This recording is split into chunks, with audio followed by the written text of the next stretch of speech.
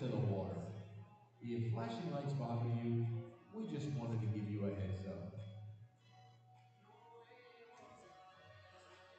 Evansville takes a trip down to Mississippi to take on the Mud Monsters for 3 games this week before they get back to Bosse Field this weekend. They will try to get a big series win against the Mississippi Mud Monsters. The first of 3 games this week for Evansville on the road. For only $99. I'm Lucas Macklin. Thank you so much for joining me this Tuesday evening.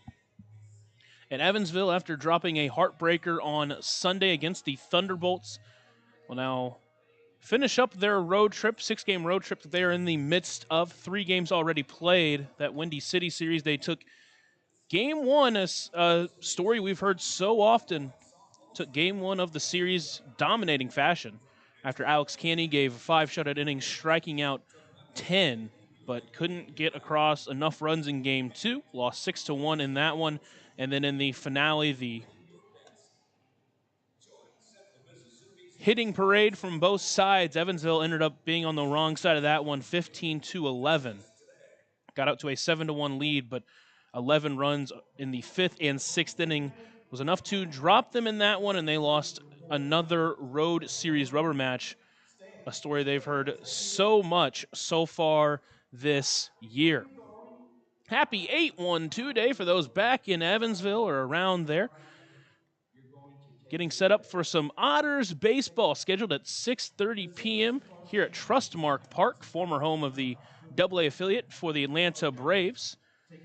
Now host the newest Frontier League team, the Mississippi Mud Monsters, who enter this ball game at 38-39, just a game under 500. For Evansville, they enter at 27-51. They're currently on a 2-game losing streak, and if our math is correct, it's not an official number, but a loss today or a win by Gateway or Washington would officially eliminate the Otters from playoff contention. So they're trying to keep that away for one more day here against the Mud Monsters. A couple of roster moves for Evansville before this road trip. First off, a couple of releasings. Ellis Schwartz and Jared Campbell were both released yesterday before the team took off to Mississippi. And a new signee, Stephen Paolini, will join the team. He'll wear number 34. And Jackson Maloof activated off the 7-day IL, another arm to add to that Otters bullpen that has been really good for the most part over the last few weeks. Take a look at the newest signing, Stephen Paolini. Fresh out of affiliated ball, was with the Atlanta Braves. Speaking of the Braves, he was with their AA squad, the Columbus Clingstones. Played 40 games for them, hit to a 1.95 ERA, 4 home runs, 3 doubles. He was a draft pick out of high school, the 5th round in the 2019 draft.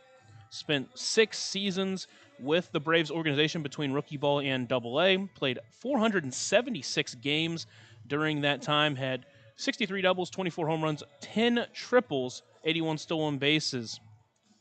And another addition to that Otters outfield. Again, lost a couple of outfielders over the week, so pickup for Evansville. He is not starting tonight, so we will not see him, minus a pinch hit or pinch defensive opportunity, but he is a new addition for this Otters squad. Take a short break here on the Otters Digital Network, and when we're back, we'll talk about the starting lineups and the starting pitchers. Smile on Down Syndrome is planning a Rockin' Extra Smile Mile celebrating 24 years of walks to support individuals rocking that extra 21st chromosome on Saturday, October 4th at the Vanderburgh County 4-H Fairgrounds. This event will rock your socks off with a vendor mall, food trucks, face painting, special guest appearances, a Rockin' Extra talent show, and more. To learn more about how to rock at the walk or how to become an event sponsor or even to make a donation, visit smileondownsyndrome.org or text 812-449-6049 for more information. This sponsored event is open to the entire tri-state community.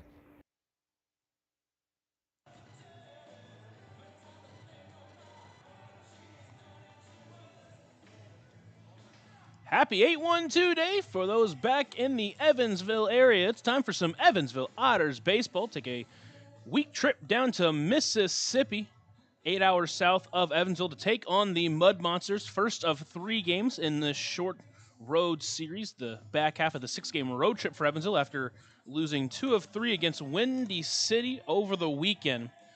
Thunderbolts won a heartbreaker on Sunday after Evansville led 7-1 before 11 runs in the 5th and 6th inning. Ended up putting the Otters down enough. They did fight back in the 9th inning, scored 3 runs and made it close, brought the tying run to the plate, but unfortunately fell 15-11 and fell to 27-51. For those just joining us, I was saying that with an Evansville loss today or a Gateway or Washington win, it would officially put the Otters out of playoff contention.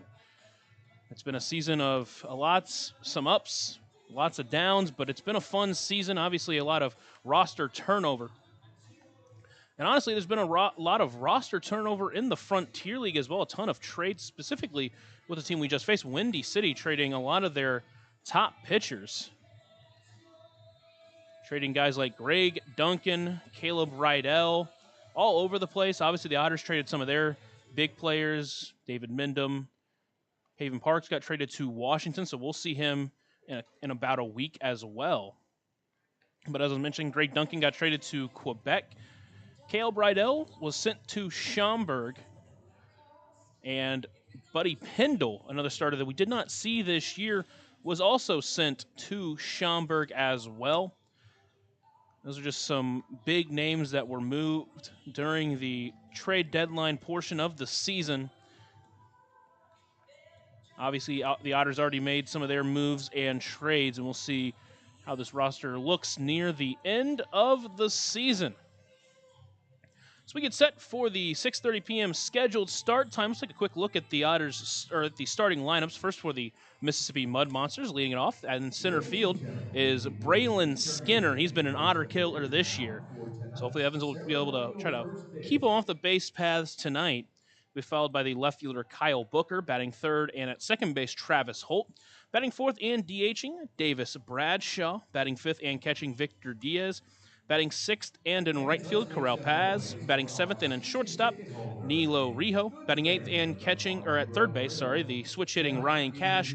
And running up the lineup, the first baseman, Nick Hassan. Starting for the Mud Monsters is going to be Jackson Smith. He's making his 14th appearance of the season. He started in 1 game. He is a traditional reliever. He'll be more than likely used as Good job, Christopher, and thank you for being a season ticket an holder opener. and a proud Most innings he's gone in a game is supporter 4. of Monster Baseball. Most pitches he's thrown is less than 50, so more than likely he will be an opener in this ballgame, but he has been excellent. He enters with a 2.42 ERA in 22 1/3 innings pitched. He's only walked 2 batters in that time as well. Doesn't strike out a ton, only 14 strikeouts, so he's got pitches to contact. But again, he has pitched really well this season. It is a great defensive team on the other end as well. So you would expect that to help him out. Evansville Otters. Batting first tonight will be the designated hitter, number 10, Dennis Pierce. Batting second. Let's take a look at the starting lineup for your Evansville Otters. The Edward Jones leadoff batter of the game, DHing tonight, will be Dennis Pierce. Batting second and at second base, up in the lineup tonight, J.J. Cruz. Batting third and in center field, Graham Brown. Batting fourth and at first base, L.J. Jones. Batting fifth and catching, Logan Brown. Batting sixth and in left field, Keenan Taylor, fresh off his 2-home-run game. Batting seventh and in right field, J.T. Benson. Batting eighth and at shortstop, Crix Taveras. And rounding the lineup, at third base, Daryl Jackson, after a great debut for him on Sunday as well. Starting for the Otters tonight is Parker Brahms. Brahms enters after a 7-inning outing against New York where he gave up 4 runs. Looked relatively good in that game, worked through some traffic in that one, gave up a couple of runs late in that outing as well, but it was a game that he kept Evansville in for the most part, and you would hope that hopefully he can do something like that tonight for Evansville. Again, it's a opener on the other side. If he can go and give a good start for Evansville in this one, be a huge momentum boost. A couple outings ago against Florence, didn't get the decision, went 7 innings of 1-run baseball. It's been on 3 of his last 4 starts have been really good starts, and even the start against Ottawa where he gave up 7 runs looked really good outside of an inning there. He did give up 5, but he really settled in that one, went through 6 clean, then went back out for the 7th, where he did give up some runs there, but overall looked good for Evansville, and hopefully he can do that again tonight. Catching for him is going to be Logan Brown. Batting sixth in right field, number 22, Carell. It'll only be the second time, or I should say the third time this season that he has Batting caught seventh, the Parker shortstop, Brahms this number year, 2, so it is a different Nilo matchup for him.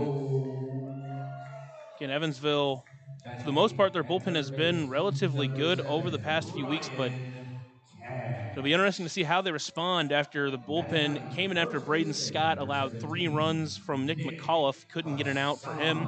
Garrett Crowley allowed 3 runs, and only one of them was earned. Same for Nick McAuliffe, only one of them was earned as well, but still couldn't record an out. Garrett Crowley pitched an immaculate inning in the last game, but ended up giving up 3 runs, 3 hits. Didn't walk anybody again with 3 strikeouts, but as I mentioned, defense let him down behind him, and he gave up 3 runs, only one of them being earned.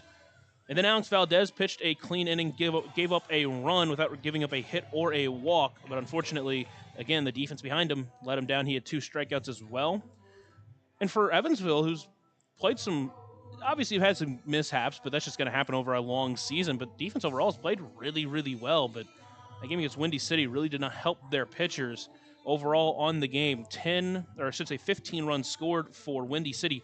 Only 10 of them was earned.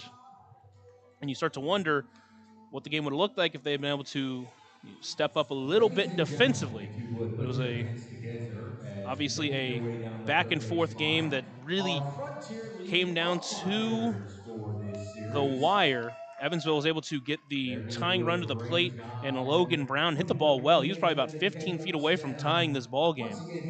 But unfortunately for Evansville, he was caught, and that was the end of that game. Mentioned that Evansville this season 0-8 in road rubber series matches. 7 of those came after winning game 1 of the series and dropping game 2 and game 3. So this is another spot where they enter the road series. Again, they've been great in these games, but we'll kind of wait and see as we get closer to that 6:30 p.m. scheduled start time. Mentioned this a little over the Windy City series, but some action with the Otters affiliated players. Nate Wolgemuth, who got moved up to high A, skipped low A ball entirely, has appeared in 4 games for high A Asheville. Off to a little bit of a slow start, but again, he has been a quick mover among the Astros affiliated ball.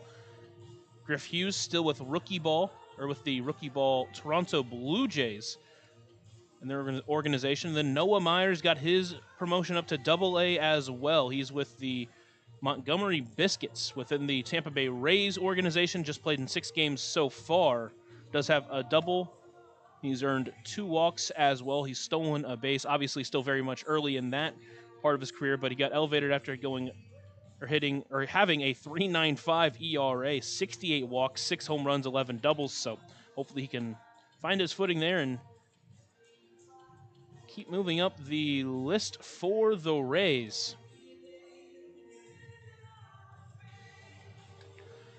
Again, the Otters in a big game tonight. They need to win to keep their playoff hopes alive. They also need some help around the Frontier League. Speaking of the Frontier League, we do have Gateway taking on Lake Erie. That one at Arsenal BG Ballpark, just south of St. Louis. Ottawa is taking on Florence, as Florence going through their Canada trip. Windy City taking on Joliet. Very close matchup between those two. Windy City tries to stay hot. Obviously got rid of a ton of their best pitchers, but they still try to stay hot. New York and Tri-City going up against each other. Down East and Brockton playing against each other. Washington is traveling to Three Rivers to take on the Eagles. New Jersey is taking on Quebec in Quebec, and Schaumburg going to Sussex County. Sussex County, who just played down east for 6 games and won all won 5 of those 6 games. Down East did win the finale in that 6-game set. Currently just 3 games yet to get underway. Obviously this game, we are nearing that, just 3 minutes away from the scheduled first pitch. Lake Erie and Gateway still yet to get underway in Windy City and Joliet. Florence and Ottawa actually already in the 4th inning.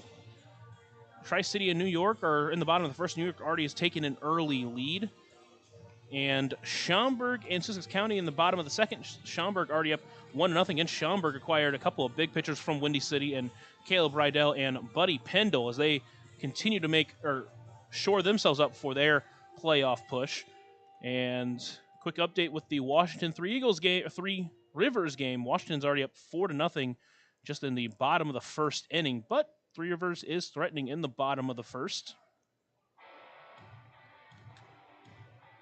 I have a couple of runners on, no one away here, still in that first inning. So that's an interesting game. Again, Three Rivers, a team that has a ton of really good players in offense, but their pitching has been the downfall, similar to what the Otters have dealt with for a lot of the season. Speaking of the 2 teams playing today here at Mississippi, Mississippi has actually upped themselves runs per game wise. They were near the bottom for the most of the season. They're still a little bit down there. They're currently 14th in the Frontier League in runs scored per game, while Evansville stands at 11th, just behind the Ottawa Titans. Evansville at 72 home runs, just behind Three Rivers. They currently stand at 7th in the Frontier League. Mississippi is at second to last with 43. The only team less than them is Joliet at 31. Talked about offensive players' ages, and Mississippi, one of the few teams that are actually younger than Evansville on the offensive side of the baseball.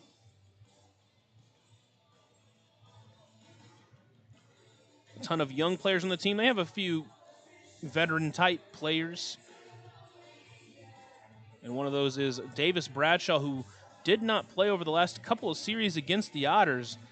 He's only played 23 games this year, dealt with an injury about halfway through the season. We saw him earlier this year. He's hit to a .429 batting average, a .506 OBP. He's a guy who's consistently gone on base. He's going to be a tough out for the Otters. Former 11th round pick of the Miami Marlins, who made it as high as AAA, playing with their affiliate, the Jacksonville Jumbo Shrimp, as recently as 2014. So, really talented player in this Mississippi lineup that they have missed for a lot of the year. But he joins the team as they still try to make a playoff push. They stand just 1 game above 500 at 39 and 38. They are 6 games back of Gateway.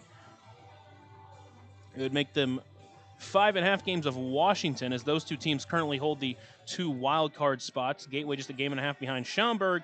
Washington just 2 games behind Lake Erie, as those 4 teams seem poised to take those 4 playoff spots for the Midwest Conference. But Mississippi, the one team that's really on their tail, obviously still a little bit back, but if they can get on a streak and either Washington or Gateway or even Schaumburg or Lake Erie go on a skid, maybe they have a shot to make a late playoff push as we reach the final 18 games of the season for most. Maybe some with 19 if they still have some to go for that have been maybe delayed and postponed. Well, that'll do it for the Papa John's post-game show. Remember, the Papa John's is the official sponsor of the Otters pregame and post-game shows, available every game night, 20 minutes before and 10 minutes after each Otters game on the Otters Digital Network, the Home Team Network, and on 869 WYIR. It's time for the national anthem as we near the first pitch here in Mississippi at Trustmark Park.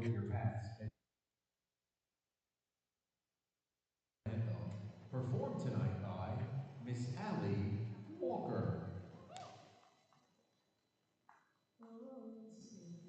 Can you see by the dawn's early light what so proudly we hailed at the twilight?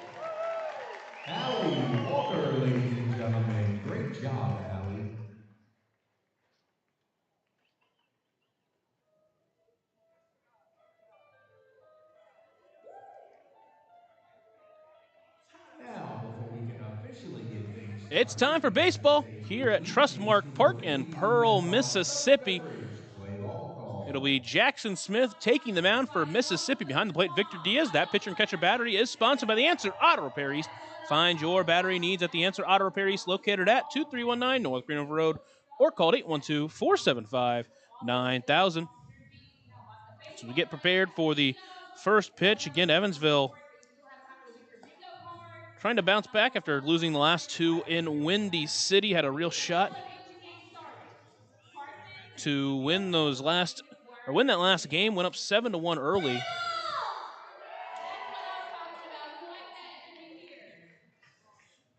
Hopefully the offense can match what they did last time in Windy City. They looked excellent. A couple of home runs from Keenan Taylor. Logan Brown had a 3-hit game with a home run and 2 RBIs. Graham Brown with 2 RBIs and 4 hits. Top to bottom, this offense looked really good. Chris Tavares back in the lineup at shortstop. Dale Jackson playing at third base after playing at shortstop in his last outing. Dennis Pierce DHing tonight, and he's been excellent at the top of the lineup as he gets set to get us underway against the right-handed pitching Jackson Smith. Again, will be more than likely used more as an opener here. He's not thrown more than 50 pitches in an outing of this season. Leading off for the Otters, designated hitter. So again, Evansville will more than likely see another opener. They saw one of those in Tyler Worley in Game 2 against Windy City. As the Edward Jones leadoff batter of the game, Dennis Pierce gets ready to step into the right-handed batter's box and get us underway here at Trustmark Park, former home of the AA affiliate for the Atlanta Braves. Here's the first pitch to Dennis Pierce, finds the zone, and that's how we get underway. Starting exactly at 6:35. And Pierce will start behind 0-1. Again, Jackson Smith, not a strikeout pitcher. That pitch just finds the zone at the knees. And now the count is 0-2 to the Otters' leadoff batter.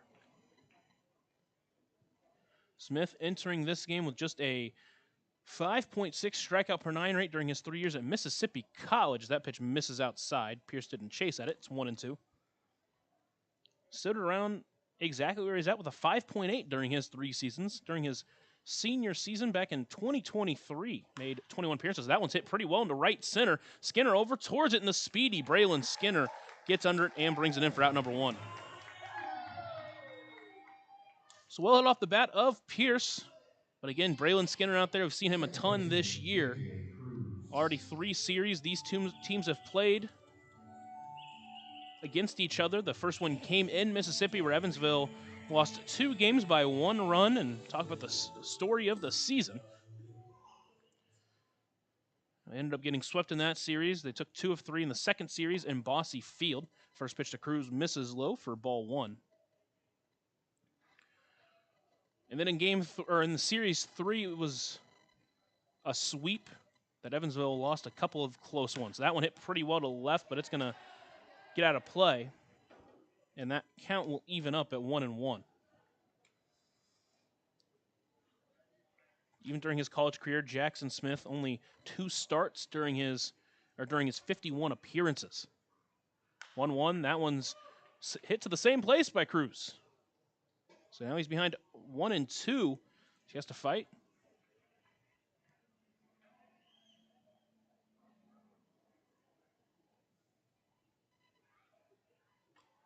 The last outing for Jackson Smith was his only start of the season, where he went 4 innings of shutout baseball against Gateway.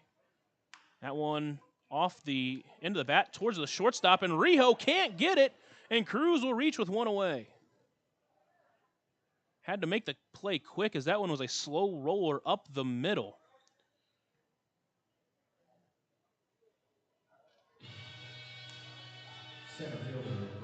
And so with 1 away, it'll be Graham Brown stepping to the plate, fresh off his 4-hit game in Windy City.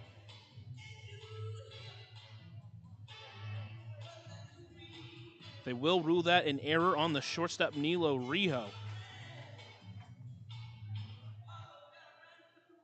But either way, for Evansville, it's a big opportunity here.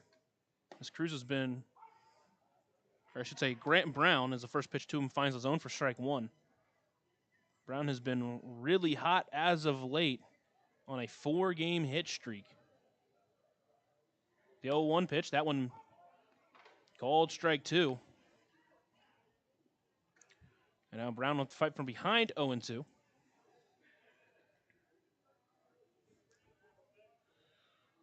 Quickly in the hole, J.J. Cruz over at first base. 0-2 pitch, that one was even further outside, and this time it's called a ball. Make it 1-2. Brown on the season, 10 home runs, 22 doubles. He's upped his average to 268.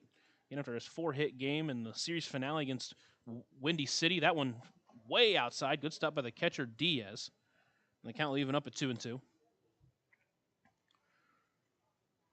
As I was mentioning, games 10 through 12 against that these two teams will face off against, that's about a fifth of the, or I should say more like a sixth of the Frontier League season. That one on the ground towards third, but foul. I can actually get you the exact number. I think my calculations in my head were way off.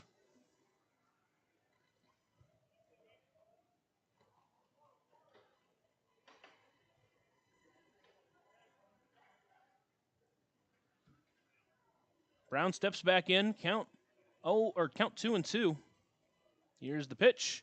Takes that one outside. Good take as he tried to get him to chase on the curveball. And the count runs full.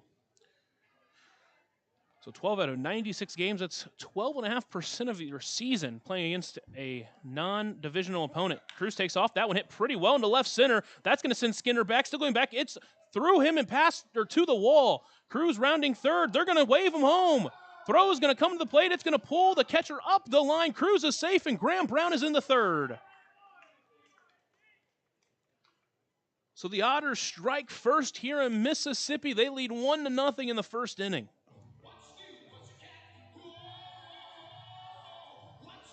And now L.J. Jones a chance to try to extend that lead with the second run of the inning, just 90 feet away and only one away.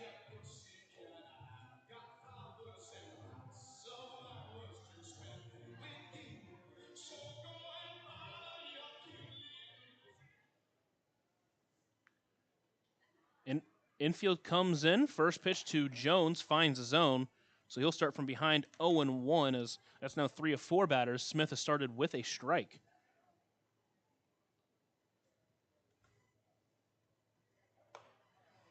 The 0-1 pitch swung at from Jones, and now the count 0-2 to the Otters' first baseman. Calls time. Jones has spent time 3 through 5 in the lineup pretty much all season. Batting in the 4-hole tonight.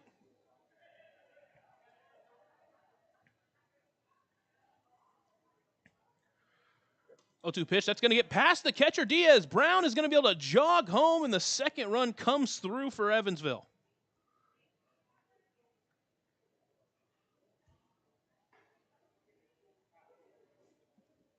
So Graham Brown triples a score the first, and then scores on a wild pitch to give Evansville a 2-0 lead. What a start for the Otters center fielder.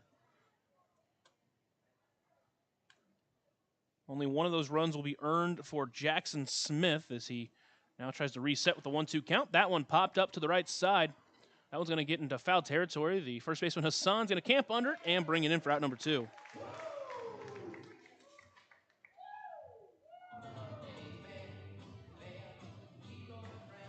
And it's Logan Brown. Great game for him in the finale. 3 hits, a home run, a double. Almost found a gap in the 9th inning to extend the game. Just a little bit too jammed to put it over the fence. Now comes in trying to extend the first innings. The first pitch to him misses outside for ball 1. The Otters have jumped out in front of a ton of games this season. They've scored a lot of runs in the first inning. Next pitch, that one laced towards second. A great jumping catch from Travis Holt. And there's 3 away. But the Otters get 2 here in the first inning. They give Parker Brahms a lead before it even steps onto the mound. Take a short break here on the Otters Digital Network and on 96.9 WIIR. Maintaining our independence becomes more and more vital as we age. Swerka and more can help you navigate this important journey by answering your questions and connecting you to free and unbiased community resources and support services. If you are seeking advice for yourself or a loved one, let Swerka be your first call. More information available at swerka.org or by calling 812-464-7800.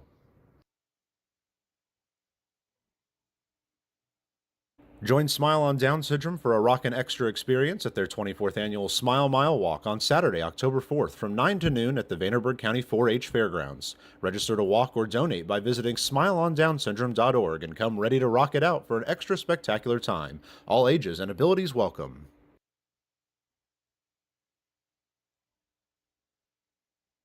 Right now in Vanderburgh County, over 800 children are in the child welfare system waiting for someone to be their voice, and you could be that voice by becoming a court-appointed special advocate, a CASA volunteer.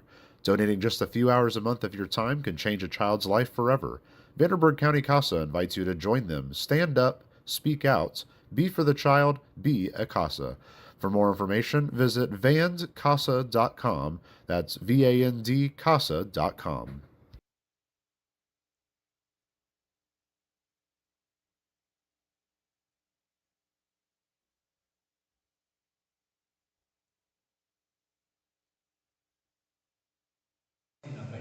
We head to the bottom of the first. Parker Brahms takes the mound behind the plate. Logan Brown, that pitcher and catcher battery, is sponsored by the Answer Auto Repair East. Find your battery needs at the Answer Auto Repair East, located at 2319 North Green River Road, or call 812-475-9000.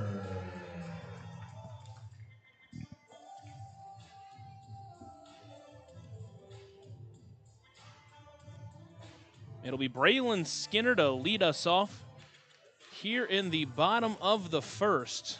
And man, Skinner has been an Otters killer this season. Started off hot in the first series and hasn't let off the gas.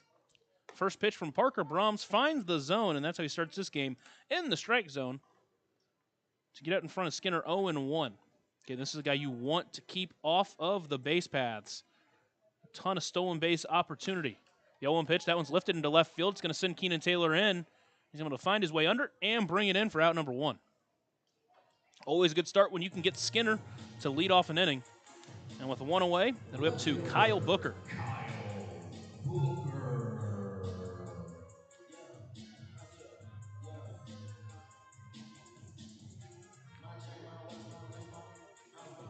Booker steps into the game for the first time into the left-handed batter's box. He's the first pitch to him. That one misses low in the dirt. The count will be 1-0. Again, former affiliate field, so it is in a natural field with what you'd be traditionally used to with the dirt. That one finds the zone, evens the count up at 1-1. After playing in Windy City with the all-turf field, again, a lot of the Frontier League, especially on the Midwest side, a lot of turf fields. You have the Otters, obviously, with Bosse Field. You have Mississippi, and you have Schaumburg. 1-1 swung on and missed, and make that 1-2 now to the number 2 hole hitter, Kyle Booker. Booker entering this game at a 286 or 283 batting average, 376 OBP. He awaits the 1-2 pitch from Parker Brahms. That one grounded back with the middle. Nice snag by Parker Brahms. Quick toss to first in time, and there's 2 away. Happy birthday. Hey, look what I found.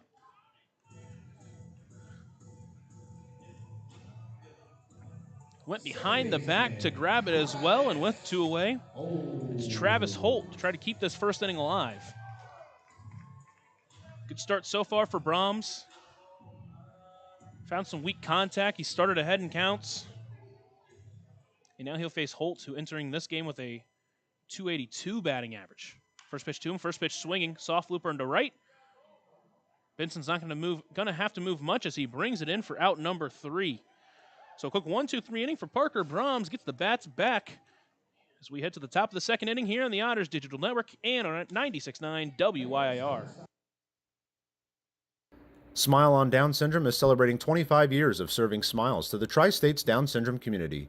Not only do we offer programming and support services, we sponsor annual events that give people with Down Syndrome opportunities to be stars of the show at our World Down Syndrome Day Ice Cream Social and Talent Show, Christmas dinner, and our Smile Mile, which is a day celebrating our Down syndrome community, their families that involve the entire tri-state community, and the highlight of the year when individuals with Down syndrome really shine like a star among smiling supporters. Learn more and find your way to get involved and show your support at smileondownsyndrome.org. Ballet Indiana is made up of local ballet professionals, dedicated parents, and community members in order to provide unique and life-enriching experiences for hundreds of young dancers, while carrying out their mission to inspire a lifelong appreciation for dance for both our dancers and the Evansville community.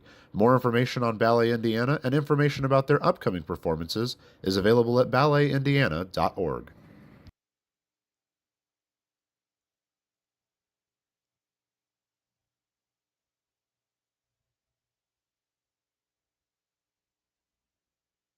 Smile on Down Syndrome has been providing a bright hope for tomorrow to the tri-state region for 25 years, providing smiles, support, and programs for individuals with Down syndrome while raising community awareness to create a brighter world that accepts and understands people with Down syndrome. Learn more now at smileondownsyndrome.org.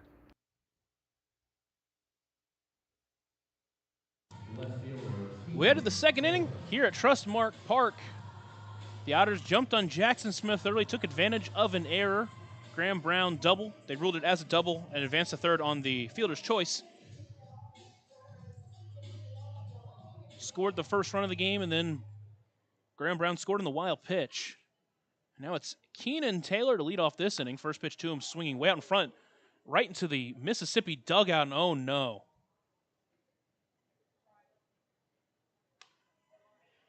That one went right at someone who was at the fence of the Mud Monsters dugout.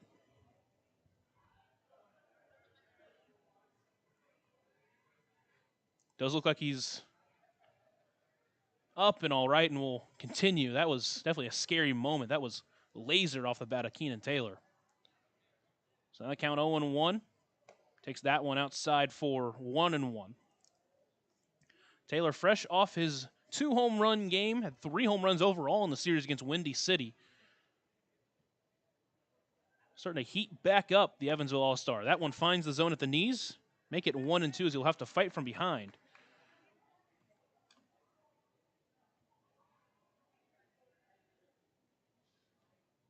Taylor, the 2-year player out of Purdue, foul tips that one back into the glove of Diaz, and he goes down swinging for out number 1.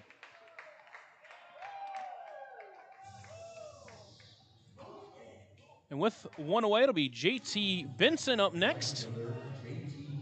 Hitting the 7-hole, or should I say 8-hole. In the finale against Windy City, up to the 7-hole in this game.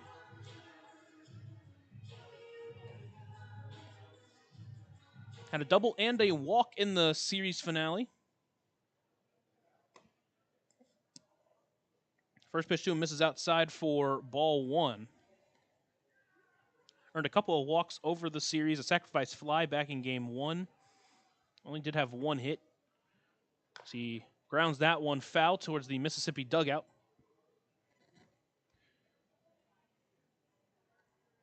But as I've mentioned, he's been one of the Otters' best hitters. Really his first full professional season. Spent a little bit of time with Lake Country at the end of last season. Here's the 1-1 pitch. That one misses high, make it 2-1. And again, he's just part of this really young nucleus on the offensive side of the baseball.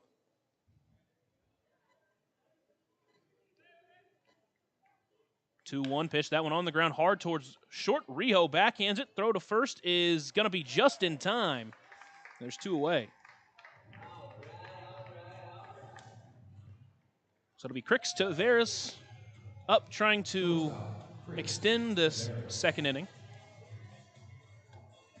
Trying to avoid Evansville going 1-2-3.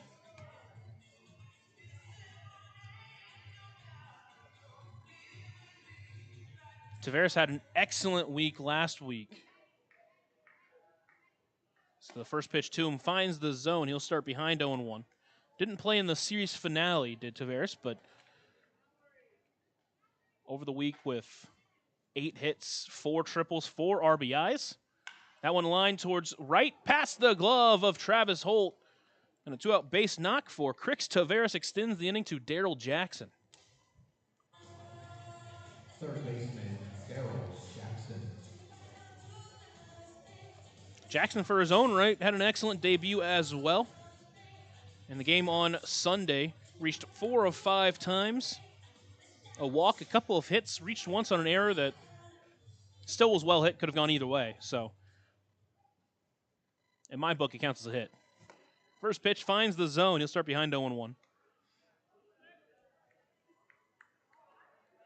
And now trying to keep this inning alive, get on base somehow, and extend the inning to Dennis Pierce awaiting on deck. Here's the 0-1. That breaker, good take from Jackson as he held off. Counts 1-1. War 39 back in the series finale in his debut against Windy City. It's changed to number 3. So he waits the 1-1 pitch. Chopped foul off of himself, and now he'll be behind 1-2. Came up with 2 outs, no one on one on, I should say, in the 9th inning of the series finale against Windy City, and got a 2-out base knock to keep the game alive. And what a battle from Evansville in that game. Daryl Jackson with a hit, Dennis Pierce with a hit, Ellis Schwartz worked a tough walk, Graham Brown worked a great walk, and then it was Logan Brown as that one is swung on and missed for strike 3.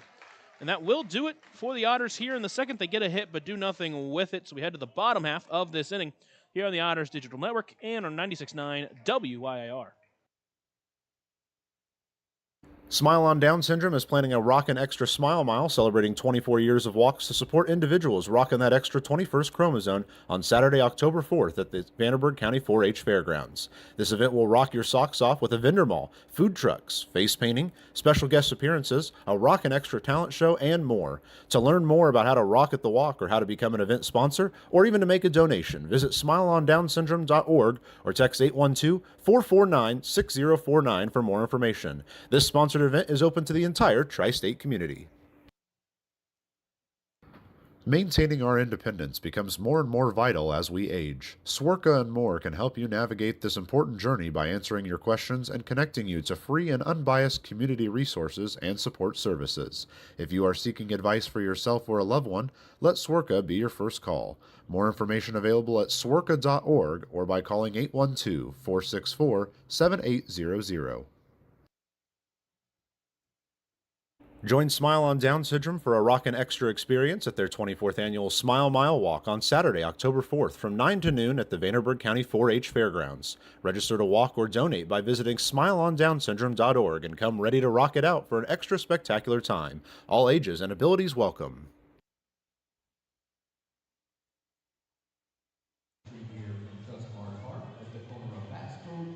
Parker Brahms out there for his second inning of work. Worked a quick 1-2-3 inning.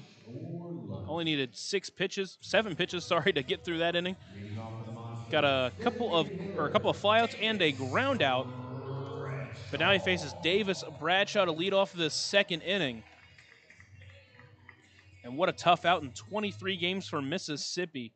Enters with a .429 batting average, a .543 slugging. First pitch to him fouled off. So he will start ahead of him 0-1. 506 OBP, entering with an above 1,000 OPS. Here's the 0-1 pitch to him. That one misses outside and make it 1-1. What a player for this Mississippi squad. Former member of the Marlins organization. Here's the 1-1 pitch. Swung through that one a little bit behind. Make it 1-2 now.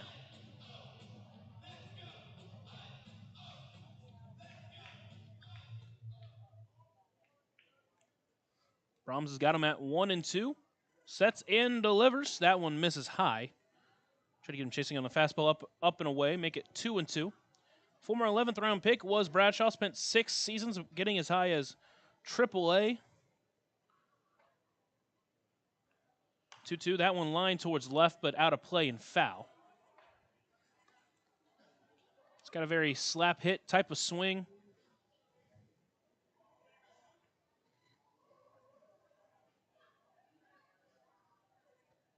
Fouled that one off. Count still 2-2. Here's the pitch from Brahms. That one grounded back up the middle. Brahms snags another one.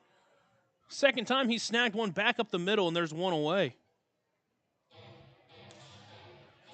This one didn't have to go behind the back. That was towards his front side. And then with one away, it's Victor Diaz up next.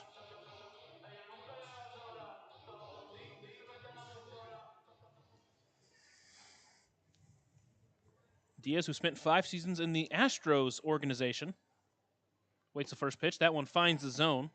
Make it 0-1. Should say spent 3 years in the Astros organization, 1 within the Dodgers organization, and 1 within the Phillies organization. Being signed out of the Dominican Republic. That one lined softly back in the middle. It's going to get through for a base hit. So 1-out base hit for Mississippi as they get into the hit column. Get their first base runner. And it'll be Correll Paz who steps into the box for the first time today. Another former affiliate player, spent 3 seasons within the Mets organization. Enters this game with a .234 batting average. Diaz leads off first. First pitch to Paz, misses outside for ball 1. Paz played with the High A Brooklyn Cyclones in 2024. That one thrown to first, nothing doing. Had a .298 OBP, 3 home runs, 3 triples, 7 doubles. That was in 47 games. 1-0 pitch swung through that one out in front of the off speed. Make it 1-1.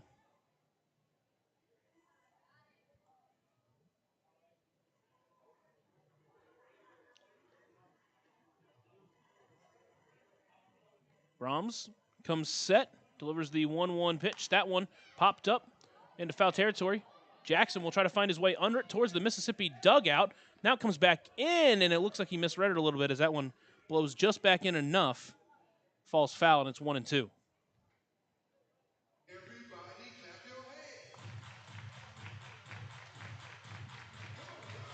So now the count 1-2 to Paz. 1 away here in the top of the second inning. Otters lead 2-0 after jumping out on the Graham Brown double. He eventually scored on a wild pitch after Cruz reached on an error. Now here's the 1-2. That one lined pretty well into right. That's going to send Benson back to the track, to the wall. He leaps it off the top of the wall. Both runners thought it was gone, so now they're still racing around. They're going to send Diaz home. Passes into third base. Throw comes into the plate, not in time. Diaz just slides past the glove of Logan Brown. And a 1-out triple. That one just missed being a home run. Brings Mississippi to within 1. Shortstop, Nilo Rijo. That'll be Nilo Rijo, making his 36th appearance of the season for Mississippi.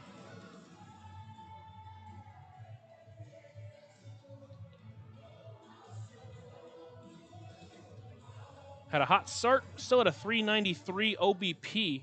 So now the Otters infield comes in.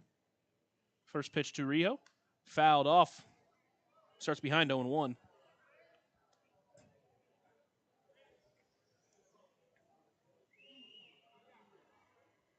Tying run 90 feet away. Otters trying to keep this slight 1-run lead. As Rijo steps back into the right-handed batter's box. Made an error in the first inning, allowed Cruz to reach. The 0-1 pitch, front door breaker, doesn't break enough. Make it 1-1. Rijo's been around the Frontier League, spent a couple of seasons with Sussex County back in 21 and 22. Spent 23 with New Jersey.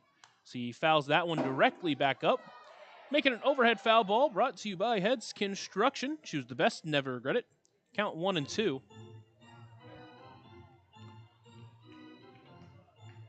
He played 23 and 24 with New Jersey.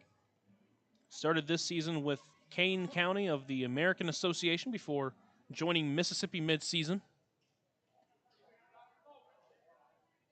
Here's the 1-2 pitch. Fastball misses high. Didn't get Rio chasing. It's 2-2.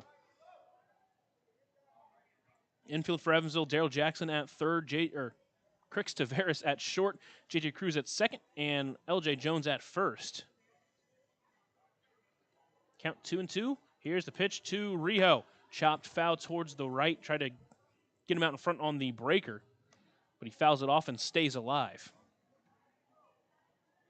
The outfield for Evansville, their most common outfield combination. Keenan Taylor in left, Graham Brown in center, J.T. Benson in right. Obviously, Graham Brown and J.T. Benson played a ton of outfield in their career, both really good outfielders. Keenan Taylor's turned himself into a great defensive outfielder as well.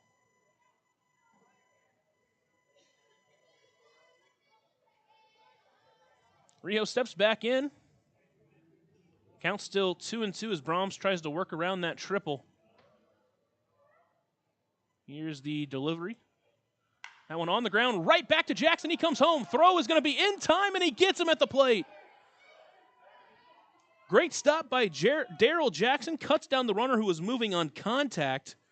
There's 2 away with the runner at first base being Nilo Rio.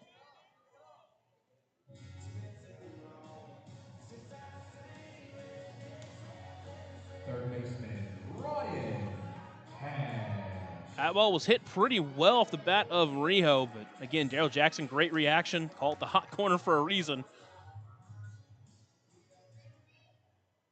Really had him out by a mile there at home. And it'll be 2 away for Ryan Cash. Rio over at first base has stolen 15 bags and 16 attempts already this season. First pitch, that one lined towards the left, but it's going to go foul. And Cash will start behind 0-1. Cash was hurt the last time these two teams faced off. In 50 games, he's hit to a .241 batting average, a .337 OBP. Couple home runs, couple doubles, a triple.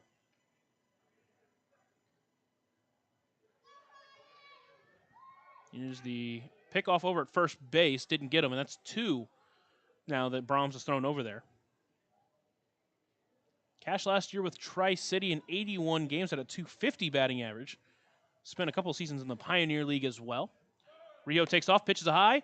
Throw down to second base is not in time. Crix couldn't fully get the ball into his gloves. That throw down was thrown behind him. Marking up a stolen base for Rio, is 16th of the season already. So another runner in scoring position, still 2 away. Count 1-1 to Cash. Jones over at first base, basically playing on the first base line. Here's the 1-1 pitch. That one line towards the left. That one's out of play and foul. Make it 1-2. Cash played a couple of seasons at Oklahoma State, then played his final 2 seasons at Oral Roberts before joining the Gary South Shore Railcats of the American Association to finish his 2021 season. Here's the 1-2 pitch. Fastball misses high. It's 2-2. Brahms so far missing high with that fastball a bit.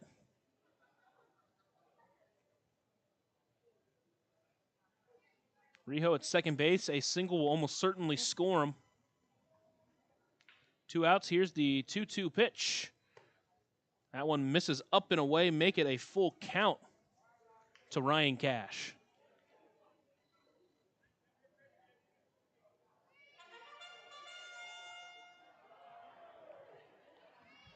Base is open. On deck is Nick Hassan. Brahms looking at second base. Now delivers the payoff pitch. That one misses way outside, ball 4. 2-out walk extends the inning to Nick Hassan. Couple of runners on.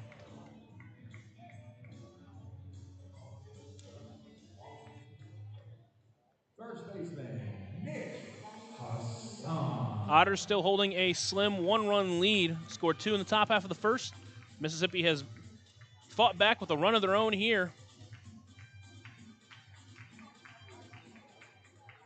4th of 6 games Evansville will be playing at Trustmark Park this season. Played 3 at the very beginning of the season, 3 near the end. Here's the first pitch to Hassan, swinging. That one left into center field. It's going to send Brown back to his left, and he will be able to bring it in time for out number 3.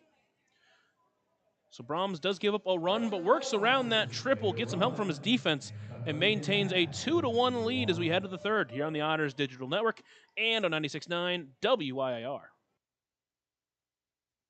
Right now in Vanderburgh County, over 800 children are in the child welfare system waiting for someone to be their voice, and you could be that voice by becoming a court-appointed special advocate, a CASA volunteer.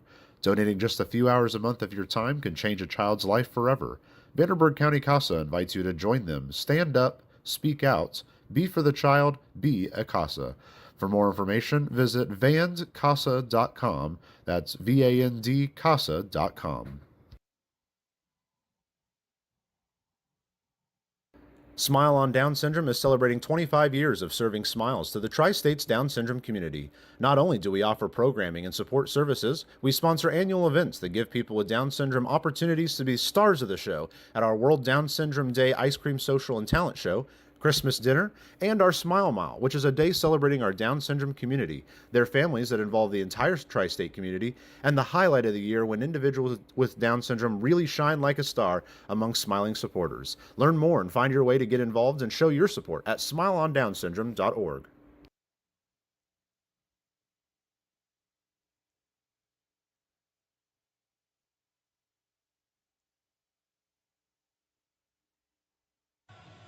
The Otters come to bat here in the third with the top of their lineup due up.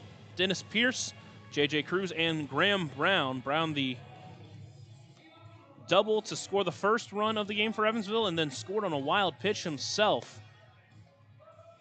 He'll be due up third in this game, or third in this inning, I should say. And the Edward Jones leadoff batter of the game, Dennis Pierce, will step up to the plate. Hit the ball well in his first time up, but ended up being a flyout victim.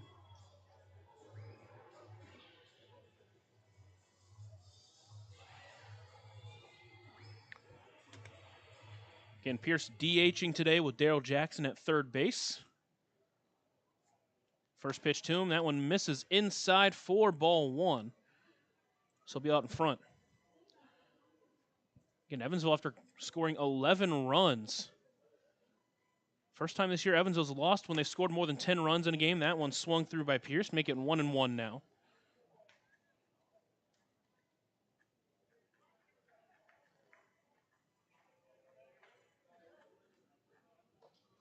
The Otters were 9-0 in those games as he swings through another one, does Pierce. Make it a 1-2 now count. Now to the Otters leadoff hitter.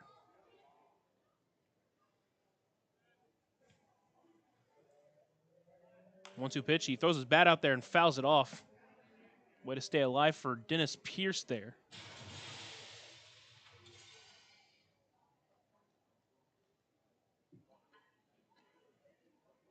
Pierce, a couple of hits in the series against Windy City.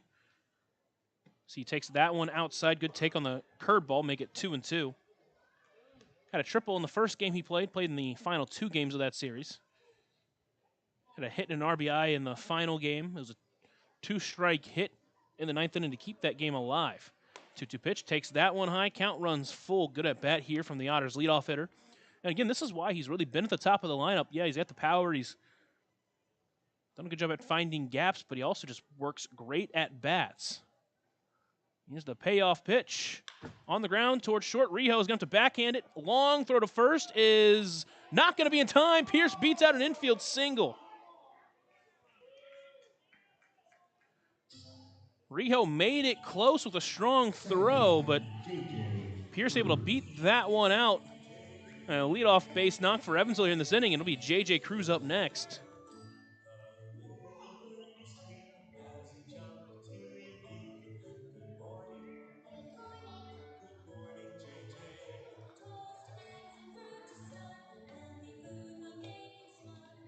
Cruz reached on an error his first time up. First pitch to him finds the zone for strike 1. This is the second time Evansville will face Jackson Smith this year. He made his second appearance of the season back on July 2nd against the Otters. What a scoreless inning. That one line towards first, snagged by the first baseman, Hassan. He tags first base with ease, and there's 2 away. A single-handed double play by Nick. An unfortunate double play for the Otters there, and all of a sudden there's 2 away for Graham Brown. That one was laced down the line. Graham Brown. If there was no one on base or the first baseman Hassan was not holding him on, it's easily a double, if not more, but unfortunately goes against the Otters there, and with 2 away, it's Graham Brown up next. First pitch to him, called strike on the outside edge. Home plate umpire tonight been giving a little bit of space on the outside part of that plate.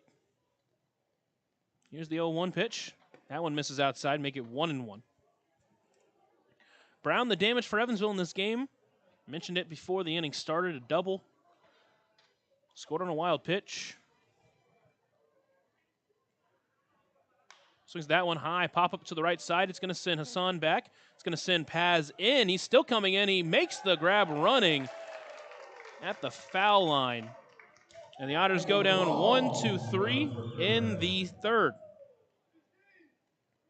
Well, that's the bottom half of this inning here on the Otters Digital Network and on 96.9 WYIR.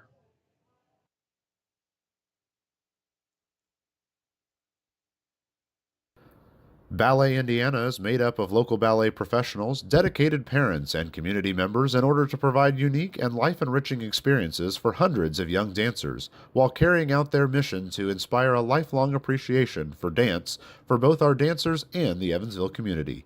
More information on Ballet Indiana and information about their upcoming performances is available at balletindiana.org.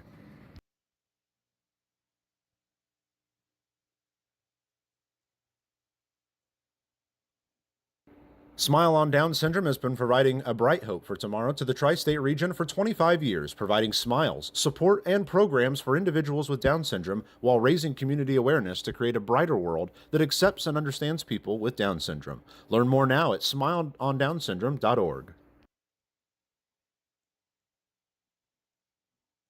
Smile on Down Syndrome is planning a Rockin' Extra Smile Mile celebrating 24 years of walks to support individuals rocking that extra 21st chromosome on Saturday, October 4th at the Vanderburgh County 4-H Fairgrounds. This event will rock your socks off with a vendor mall, food trucks, face painting, special guest appearances, a Rockin' Extra talent show, and more. To learn more about how to rock at the walk or how to become an event sponsor or even to make a donation, visit smileondownsyndrome.org or text 812-449-6049 for more information. This sponsored event is open to the entire tri-state community.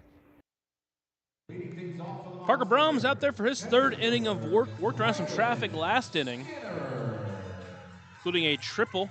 Put a runner at third base with less than 2 outs, but great defensive play from Daryl Jackson over at third.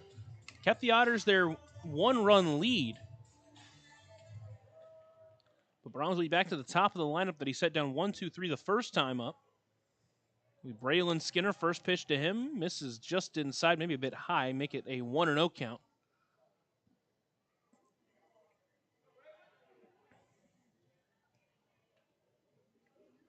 Brahms sets and delivers the 1-0 pitch. That one shot towards first, but foul. Make it 1-1 to the Mississippi leadoff batter. Again, Skinner has been excellent against Evansville this season. On the season, he enters with a .298 batting average. That one chopped foul as well. Brahms doing a good job keeping him off stride. Make that 1-2 now.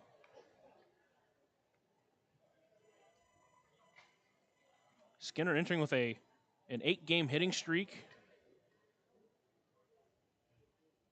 He's gotten hits in 14 of his last 15 games. That one lined towards second, past J.J. Cruz. And he extends that hit streak to 9. The leadoff base hit here in the third.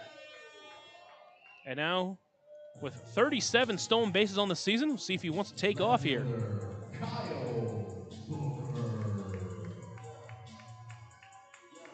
It'll be Kyle Booker up next.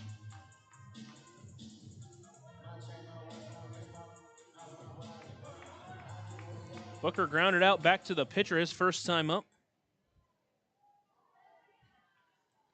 Pickoff throw over at first base, nothing doing. Brahms has got a really good pickoff move. Talked about Scott and his ability to hold runners, especially at first base, but Brahms has got a really good quick pickoff move, especially over to first base. First pitch to Booker. That one misses high and wide. Almost a quasi pitch out. And the count 1-0.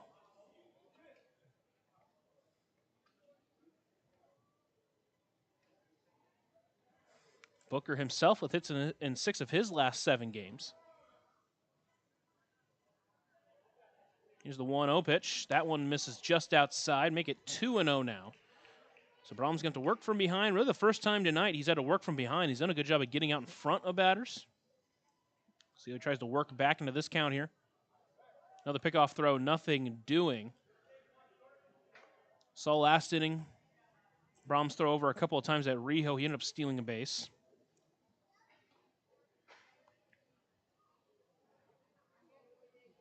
Runner takes off, pitch is a called ball. Throw down is in time, and he got him. Skinner tried to do the swim move, but went right into the tag of Taveras. And Mississippi runs into an out. There's one away.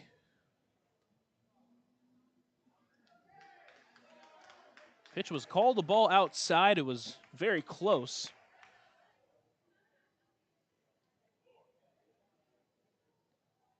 But a big out for Evansville. They get the first out of the inning. But Brahms working behind 3-0. Here's the pitch. That one does find the zone. Gets him back into the count now 3-1.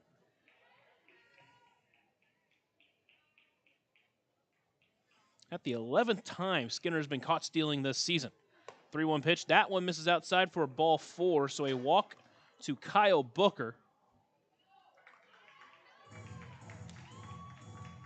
And now Mississippi with a 1-out base runner for Travis Holt.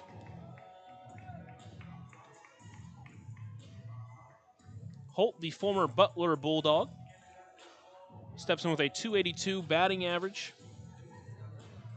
He flew out to right field his first time up. First pitch to him, finds the zone. Brahms back ahead of a batter here at 0-1.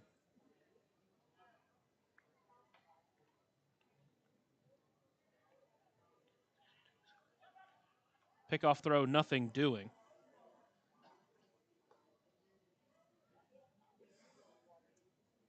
Before this inning, Brahms had gotten a first pitch strike 7 of 9 times. Runner takes off, pitch is a called strike, no throw down. So a stolen base for Kyle Booker now. Count is 0-2 though to Holt.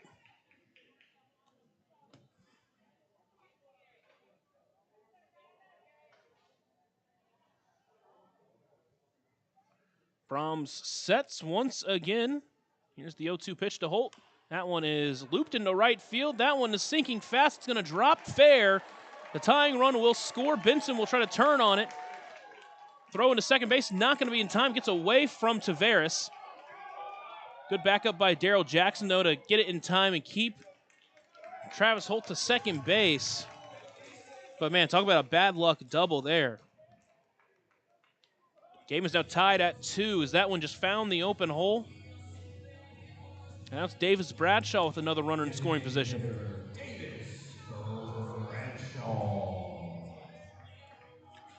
Brahms had him at 0-2, got him to jam, but that jam shot just into shallow right field.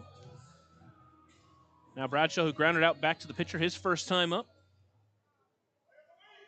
Holt will lead off second base. Pickoff attempt, that one thrown wide into center field. Holt's going to get to third base. The throw is from Graham Brown's going to come in.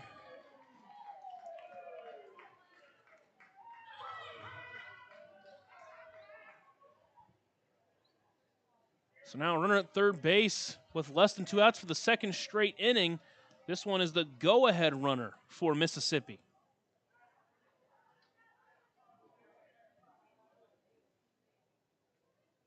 First pitch of the at-bat to Bradshaw, swinging, looped into center field, hit pretty well, good enough to send Graham Brown back a little bit. He's going to bring it on the run, no chance to get the runner at home. Mississippi's going to take the lead on that sac fly.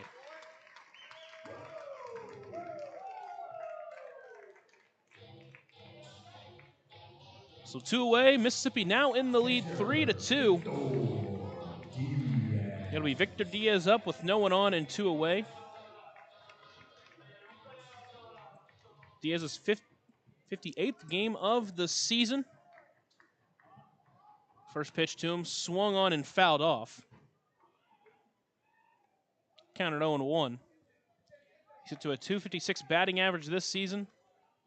6 home runs, 11 doubles, 30 RBIs. Here's the 0-1 pitch. That one fouled off as he went swinging at a curveball in the dirt. Count now 0-2. Again, Brahms, most of the night, has done a good job of keeping these batters off stride. Been a couple of hard hit balls, but overall he's done pretty well. But the 0-2 pitch stays high, make it 1-2. And again, for most of the game, he's done a good job of getting out in front of batters, getting them to 2 strikes.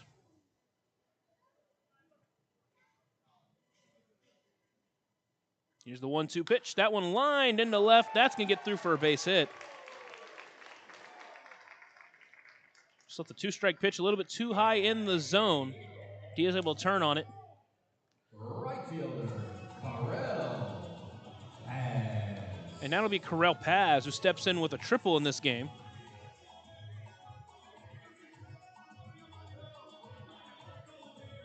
The Otters were able to nail him at home, though, keep him off the board, but steps in for the second time to game with a runner at first base. First pitch to him. Off stride, fouls it up and overhead. An overhead foul ball brought to you by Heads Construction. Choose the best, never regret it. Counter 0-1 to Paz.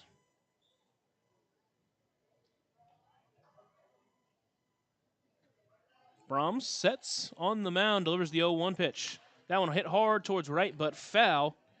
Another batter at 2 strikes. See if Brahms can find his put-away pitch here.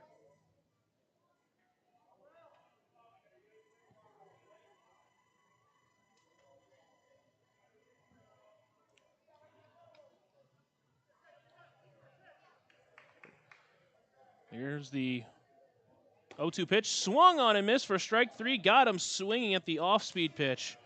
German American Bank strikeout for Parker Brahms to get out of the inning, but not before Mississippi to take a 3-2 lead. Head of the 4th inning here on the Otters Digital Network and on 96.9 WYIR.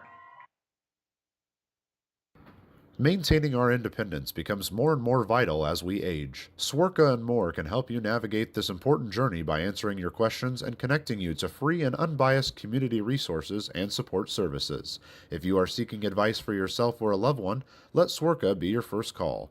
More information available at swerka.org or by calling 812-464-7800. Join Smile on Down Syndrome for a rockin' extra experience at their 24th annual Smile Mile Walk on Saturday, October 4th from 9 to noon at the Vanderburgh County 4-H Fairgrounds. Register to walk or donate by visiting smileondownsyndrome.org and come ready to rock it out for an extra spectacular time. All ages and abilities welcome. Right now in Vanderburgh County, over 800 children are in the child welfare system waiting for someone to be their voice, and you could be that voice by becoming a court-appointed special advocate, a CASA volunteer. Donating just a few hours a month of your time can change a child's life forever. Vanderburgh County CASA invites you to join them. Stand up, speak out, be for the child, be a CASA.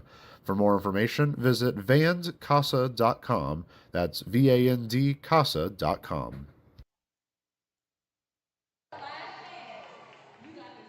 Through 3 here at Trustmark Park. Otters trail for the first time tonight after a couple of runs scored off of Parker Brahms in the top half of the 3rd. The Otters come to the 4th. They'll have their 4, 5, 6 batters up: L.J. Jones, Logan Brown, and Keenan Taylor. Evansville has hit the ball pretty well off of Jackson Smith so far. Unfortunately, haven't found some holes. Had some bad luck back in that last inning after the single from Dennis Pierce. The line shot off the bat of J.J. Cruz found the glove of the first baseman Hassan since he was holding on Pierce over at first base. Catcher, Logan Brown. Both pitchers have given up an unearned run in this game. For Jackson Smith, it's 2 runs with one earned run. Browns gave up 3 runs. Only 2 of those have been earned. And now L.J. Jones will step up, first time up. First one up here in the fourth inning, second time up for him. First pitch to him finds the zone. He'll start behind 0-1. He popped out to first base in a foul territory his first time. Here's the 0-1. That one misses outside. Make it 1-1. Jones, over his last few games, done a good job at really taking walks. Swings that one pretty well struck into left field for a base hit. Through the gap in between the shortstop and third baseman. And a leadoff base hit for the second straight inning for Evansville. Catcher, Logan Brown. And now Logan Brown's going to step up, entering the game with a .269 batting average. Hit the ball with his first time up. Another one of those that hit well, but just went into the vicinity. That one of Travis Holt. He's able to leap a little bit and bring it in. First pitch, squares on a bunt, puts it down the first base line. Hassan's going to take it, toss the second baseman Holt, who is covering just in time for out number 1. Seen Logan Brown do that before. Almost managed to reach, but it will go down as a sac bunt. Put the tying run in scoring position with one away, as Keenan Taylor will step up. Left fielder, Keenan Taylor. He was one of the 2 strikeout victims for Jackson Smith. First time today, he'll be stepping on with a runner on. Again, a big chance here for Evansville, trying to fight back in this one for the first time tonight.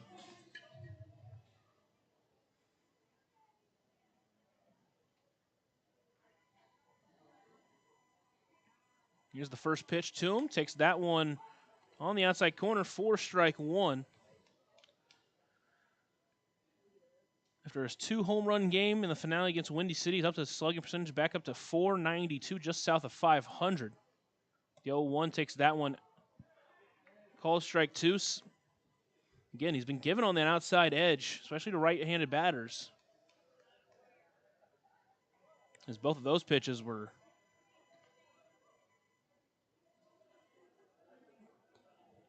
something. Taylor entering this ballgame, 17 doubles, now a team-leading 11 home runs for the All-Star starter. The 0-2 pitch swung on and missed for strike 3. Had to go after it, same place. Couldn't come up with the hit. And now there's 2 away for J.T. Benson. Right fielder, J.T. Benson. Give credit to Smith, really attacked that outside edge that's been given to him.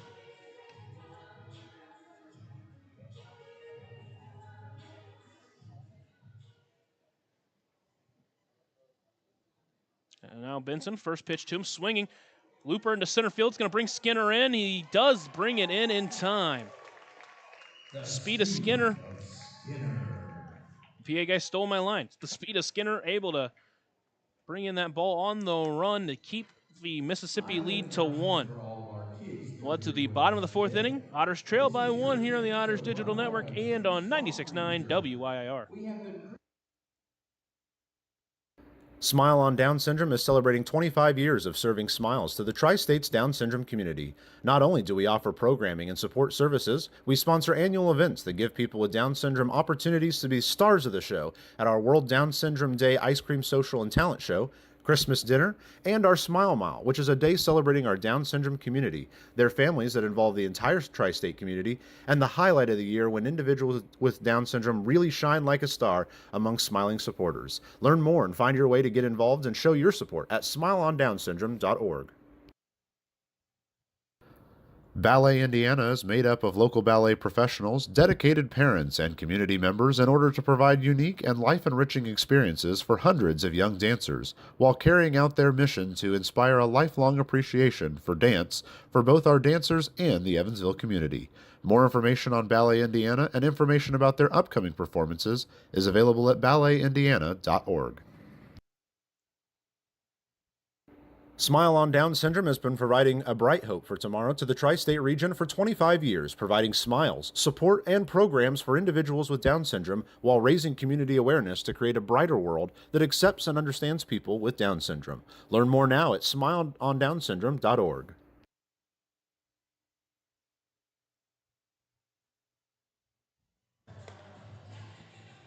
We get to the bottom of the fourth inning here at Trustmark Park. Game 1 of 3 against these Mississippi Mud Monsters. I'm Lucas Macklin. Thank you so much for joining me this Tuesday evening.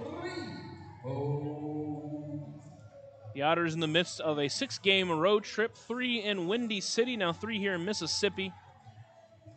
Trail 3-2 here in the bottom of the fourth inning.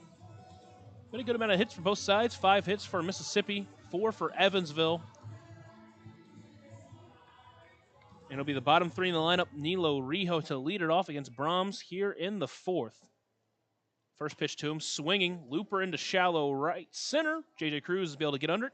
And a quick out number 1 for Brahms here in the fourth. Seen a lot of those jam shots off the bat of the Mud Monsters so far. Some of them have found open grass, but some of them have been easy putouts like that.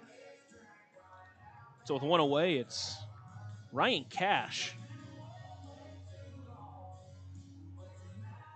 Mississippi in their black uniforms with the green lettering and the white pants.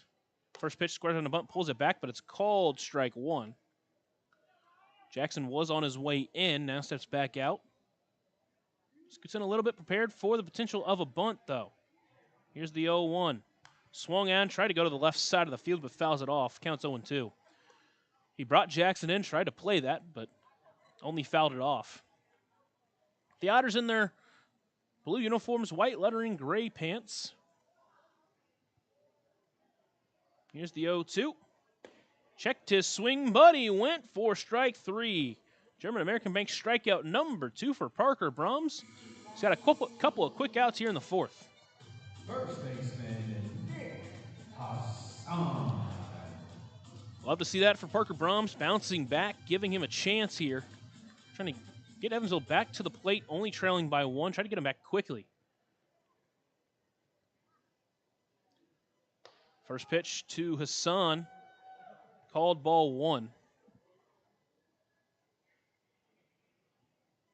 There's some loosening out in the Mississippi bullpen, but no one warming up quite yet.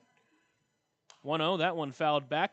Up and overhead, an overhead foul ball brought to you by Heads Construction. Choose the best, never regret it. Again, talked about his longest outing this season, 4 innings.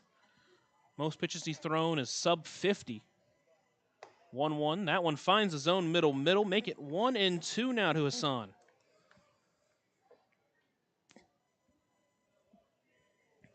Second time Hassan's been to the plate. First time flew up to center field. 1-2 pitch on a line through the hole between short and third. 2-out base knock for Hassan to keep the inning alive. Back to Braylon Skinner. Back to the top of the order, Braylon Skinner. Skinner with a hit his last time up, but was caught stealing on the base paths. Look back to how that inning ended up going. Big out for Evansville.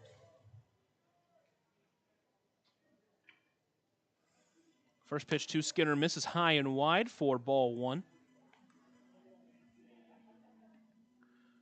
Skinner just 3 hits in the last series against Evansville, including a hitless series finale. Throw to first base, nothing doing. The first series here though, had 6 hits in 3 games, 2 hits in each of those games. And the first series against Evansville had 4 hits and 4 runs in those 3 games. Swung on and missed it, that one. Count will even up at 1-1. Went after a pitch out of the zone. Again, Skinner this season, a .298 batting average, a .368 OBP. 1-1, swinging at that fastball above the zone. Make it 1-2.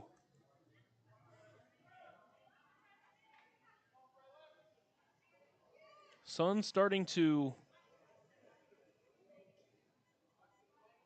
get out of play here as the clouds have rolled in. 1-2 pitch, fastball misses high, make it 2-2. It's been cloudy throughout the day. Sun's starting to go down and give a nice feel on the field. Count 2-2, 2 outs, runner at first base. Swinging at that one, high pop up, shallow center field. In on it is Graham Brown. He's going to call everybody off and bring it in for out number 3. So the Otters strand a runner at first.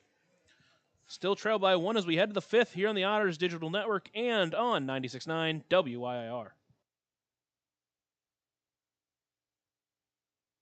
Smile on Down Syndrome is planning a Rockin' Extra Smile Mile celebrating 24 years of walks to support individuals rocking that extra 21st chromosome on Saturday, October 4th at the Vanderburgh County 4-H Fairgrounds. This event will rock your socks off with a vendor mall, food trucks, face painting, special guest appearances, a Rockin' Extra talent show, and more. To learn more about how to rock at the walk or how to become an event sponsor or even to make a donation, visit smileondownsyndrome.org or text 812-449-6049 for more information. This sponsored event is open to the entire tri-state community. Maintaining our independence becomes more and more vital as we age. Swerka and more can help you navigate this important journey by answering your questions and connecting you to free and unbiased community resources and support services. If you are seeking advice for yourself or a loved one, let Swerka be your first call. More information available at swerka.org or by calling 812-464-7800.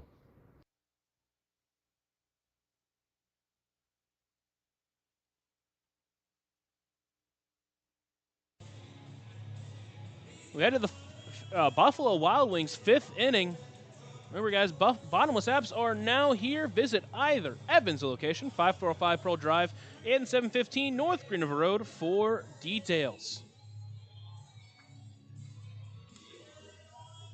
The Otters will have their 8, 9, and 1 hitters up in this inning. Crix Tavares leading it off, singled his first time up.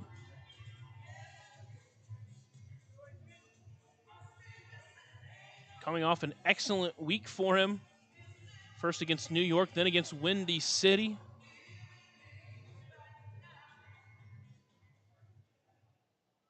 He'll step in trying to get Evansville back into this game as they play from behind here 3-2. First pitch outside, ball 1.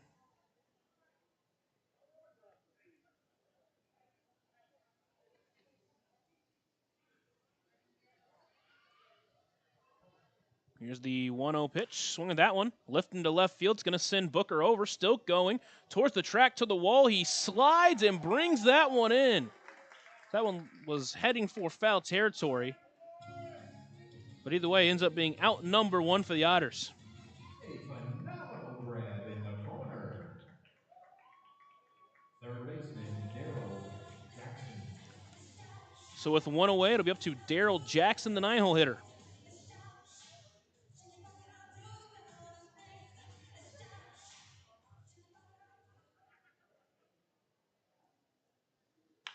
First pitch to him, line towards third. On a bounce, backhanded by Cash, throw to first in time, and there's 2 away. And a couple of really nice plays from the Mississippi defense.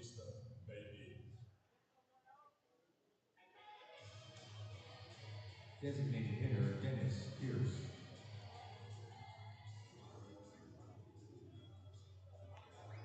So back to the top of the lineup, the Edward Jones leadoff batter of the game, Dennis Pierce.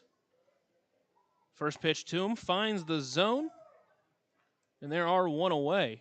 Or there's 1 strike to him. First time Smith this season's been up over 50 pitches. So that pitch number 61 in the game. That one misses outside 1-1. Again, the Otters have seen him fairly well. They've hit the ball hard sometimes, but haven't been able to push across any runs since the first inning. 1-1 swings through that one. Out in front of the off speed, make it 1-2.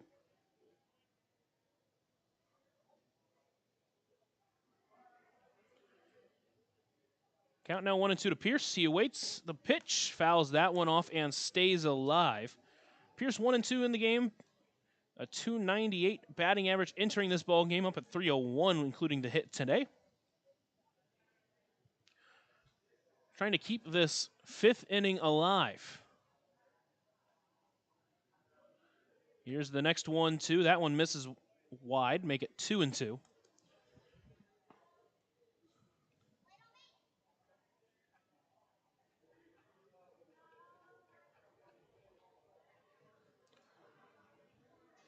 Smith looking into his catcher, disagreeing a couple times now, agrees. Comes set and delivers. That one lined back up the middle. That's going to get through for a base hit. A 2-out base knock for Dennis Pierce keeps the inning alive, his second hit of the ball game. Did a good job of just finding the hole there. Second baseman, J.J. Cruz. You can see the pitcher Smith was visually upset after that one just found a hole. He was close to snagging it as that one went back up the middle, but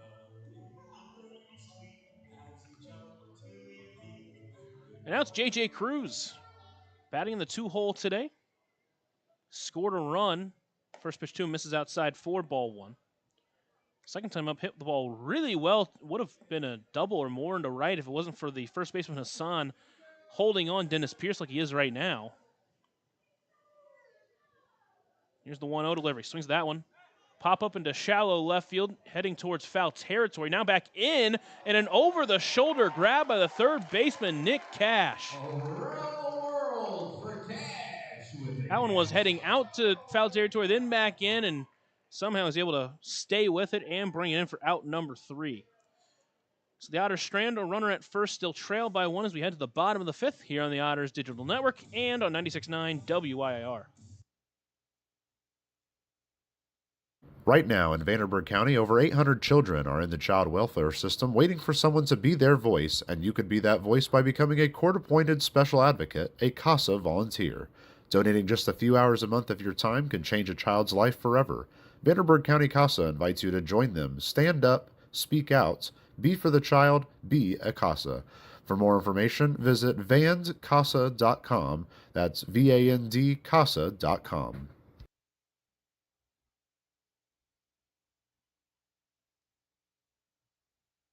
Smile on Down Syndrome is celebrating 25 years of serving smiles to the Tri-States Down Syndrome community. Not only do we offer programming and support services, we sponsor annual events that give people with Down Syndrome opportunities to be stars of the show at our World Down Syndrome Day Ice Cream Social and Talent Show, Christmas dinner, and our Smile Mile, which is a day celebrating our Down syndrome community, their families that involve the entire tri-state community, and the highlight of the year when individuals with Down syndrome really shine like a star among smiling supporters. Learn more and find your way to get involved and show your support at smileondownsyndrome.org. Ballet Indiana is made up of local ballet professionals, dedicated parents, and community members in order to provide unique and life-enriching experiences for hundreds of young dancers, while carrying out their mission to inspire a lifelong appreciation for dance for both our dancers and the Evansville community. More information on Ballet Indiana and information about their upcoming performances is available at balletindiana.org.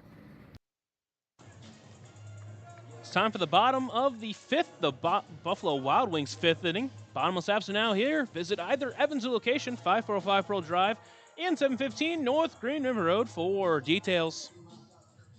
Otters still trail 3-2. They scored 2 in the first inning, haven't scored since. Mississippi scored 1 in the second, 2 in the third, and the first pitch to Kyle Booker, the 2-hole hitter, finds the zone for strike 1. Booker walked his last time up, stole a base, and scored on the Travis Holtz double.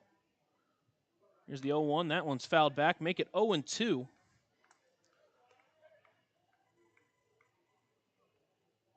And now time called by Booker as Brahms now working through the third time in this lineup. But Brahms, a guy who's gone deep in a ton of games this season. When he's been on, even if it's been 3 or 4 times through the lineup, he's been good. 0-2 fouled off. Booker stays alive. Went up for a fastball up and out of the zone.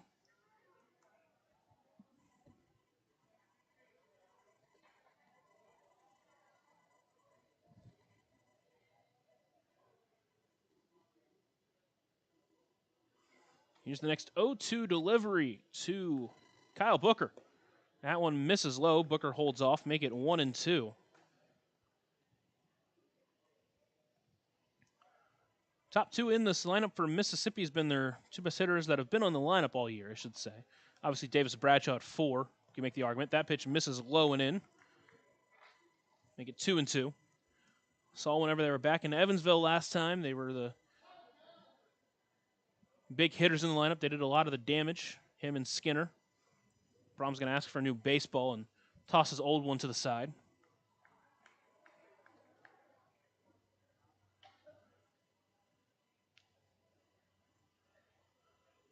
Here's the 2-2 delivery to Booker. Swings that one, fouls it off to the left side. So Booker doing a good job staying alive here. Went down 0-2, has worked it back to 2-2. He's fouled off a couple of tough pitches.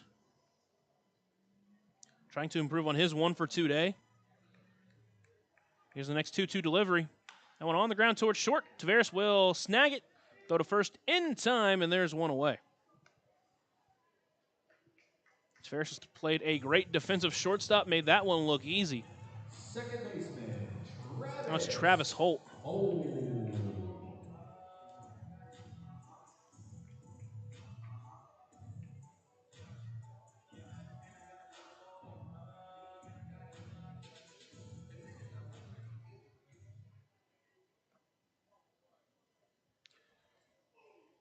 Holt doubled his last time up. First pitch, a breaker that finds its mark. Brahms out in front 0-1. He's also flown out to right. He's hit it out to right both times. The other one was a blue pit. He was jammed on an 0-2 count. They just found open green grass. The 0-1, that one misses just high. Make it 1-1.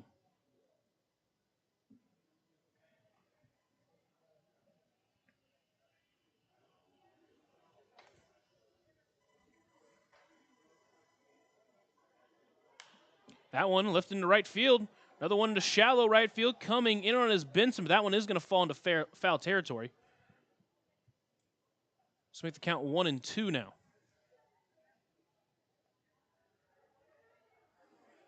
Try to place that one in the where he got it last time.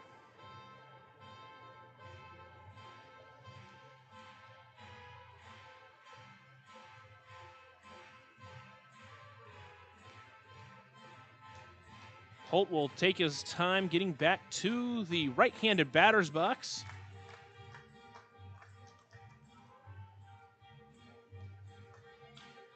And with Bradshaw waiting on deck, be big to get this first out of the inning for Brahms.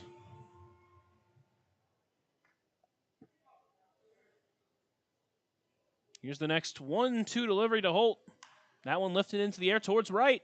Cruz out. Benson in. Benson will find his way under it, and he'll bring it in for out number 2.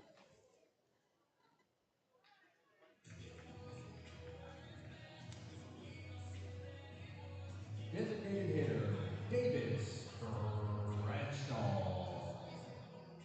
So with 2 away, it's up to Davis Bradshaw. Bradshaw in the game 0-for-1. He's driven in a run on the sac fly his last time up. That is the go-ahead run in the ball game so far. First pitch swinging, fouls it off. He'll start behind 0-1. Again, Brahms has done a good job at starting out in front of these batters for the most part today. This is pitch 78 so far for Brahms. That one, another swinging fouled off. Makes it 0-2. Both times he's just fouled it off behind the plate.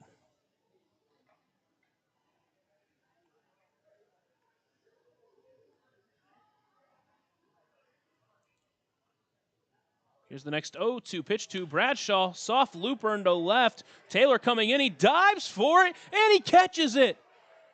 Keenan Taylor takes a hit away. And Brahms goes 1-2-3 in the 5th.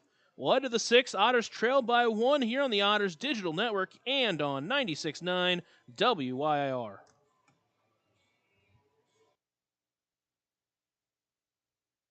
Smile on Down Syndrome has been providing a bright hope for tomorrow to the tri-state region for 25 years, providing smiles, support, and programs for individuals with Down syndrome while raising community awareness to create a brighter world that accepts and understands people with Down syndrome. Learn more now at smileondownsyndrome.org. Smile on Down Syndrome is planning a Rockin' Extra Smile Mile celebrating 24 years of walks to support individuals rocking that extra 21st chromosome on Saturday, October 4th at the Vanderburgh County 4-H Fairgrounds. This event will rock your socks off with a vendor mall, food trucks, face painting, special guest appearances, a Rockin' Extra talent show, and more. To learn more about how to rock at the walk or how to become an event sponsor or even to make a donation, visit smileondownsyndrome.org or text 812-449-6049 for more information. This sponsored event is open to the entire tri-state community. Maintaining our independence becomes more and more vital as we age. Swerka and More can help you navigate this important journey by answering your questions and connecting you to free and unbiased community resources and support services. If you are seeking advice for yourself or a loved one, let Swerka be your first call. More information available at swerka.org or by calling 812-464-7800.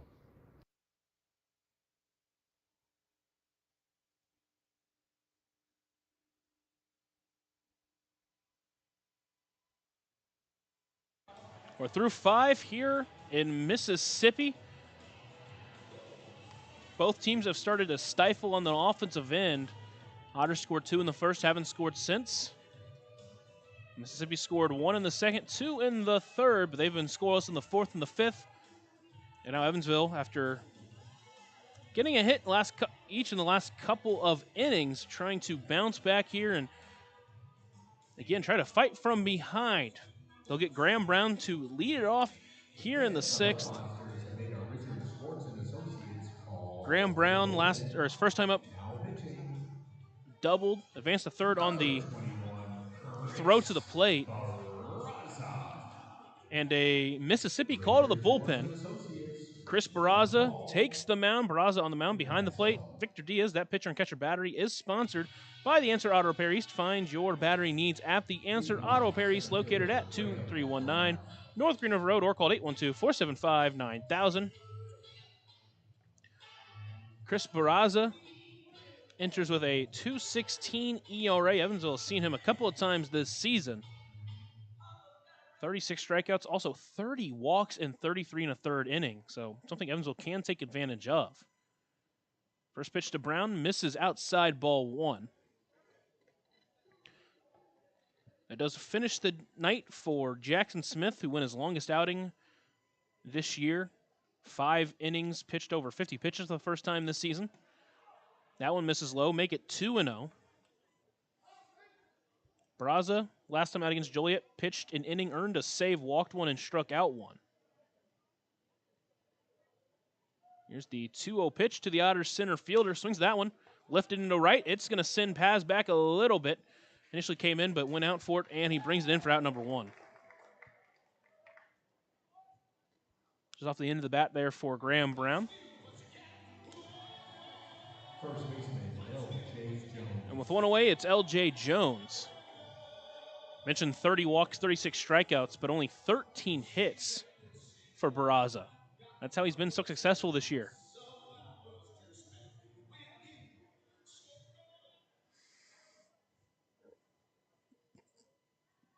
Barraza pitches from the stretch. First pitch to Jones. That one finds his own on the outside edge for strike 1. Barraza this year a 9.7 K per 9 rate, an 8.1 walk per 9 rate, but only a 3.5 hit per 9 rate. That one called a strike. Same place, same call. Counts 0-2 to LJ Jones. Usually when you have a walk rate like that at 8.1, it can be so hard to try to get outs quickly, but man, he's done it this year. Again, by keeping those hits way down. Here's the 0-2. That one misses high.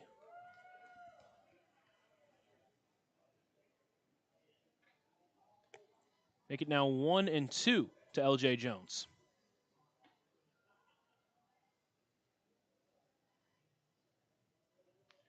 That one misses low and away. Now it's 2-2. Jones singled his last time up. Get to second base after the sac bunt from Logan Brown, who stands on deck behind him. 2-2 misses high and away. Make it a full count now.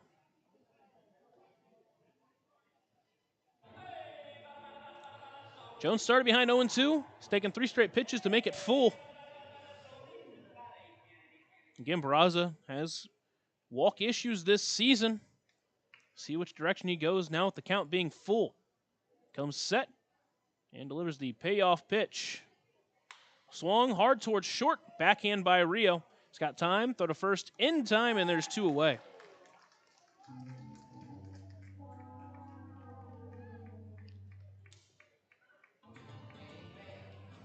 Catcher, Logan Brown. So with 2 away, it'll be Logan Brown up next.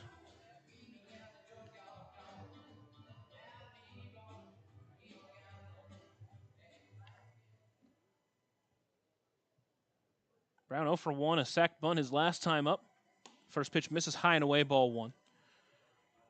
Again, a big game for him in the series finale in Windy City.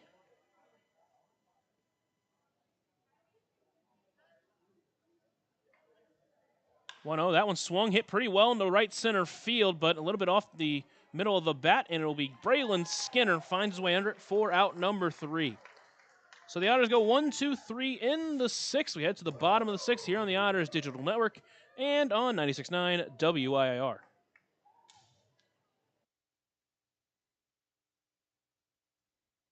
Join Smile on Down Syndrome for a rockin' extra experience at their 24th annual Smile Mile Walk on Saturday, October 4th from 9 to noon at the Vanderburgh County 4-H Fairgrounds. Register to walk or donate by visiting smileondownsyndrome.org and come ready to rock it out for an extra spectacular time. All ages and abilities welcome.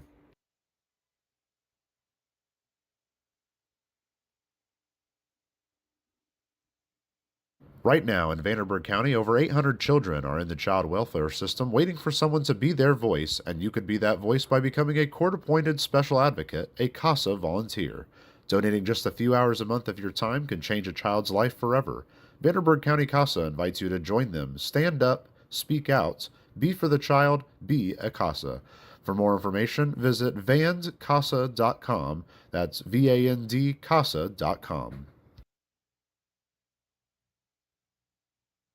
Smile on Down Syndrome is celebrating 25 years of serving smiles to the Tri-States Down Syndrome community. Not only do we offer programming and support services, we sponsor annual events that give people with Down syndrome opportunities to be stars of the show at our World Down Syndrome Day Ice Cream Social and Talent Show, Christmas dinner, and our Smile Mile, which is a day celebrating our Down syndrome community, their families that involve the entire tri-state community, and the highlight of the year when individuals with Down syndrome really shine like a star among smiling supporters. Learn more and find your way to get involved and show your support at smileondownsyndrome.org.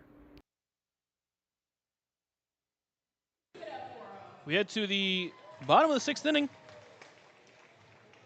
The Otters currently trail 1-0. Trail by 1, 3-2. Parker Brahms has really settled in, gotten a couple of quick innings in the 4th and the 5th, only giving up 1 base runner over those 2 innings.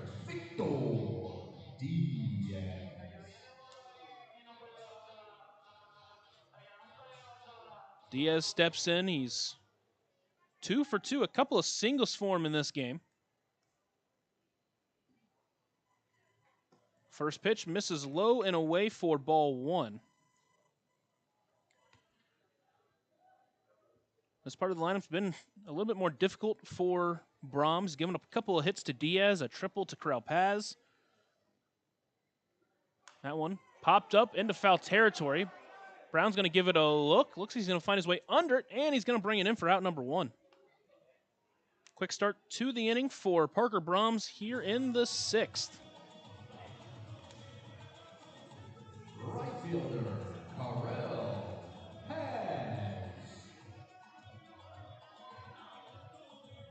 With 1 away, it is Corral Paz.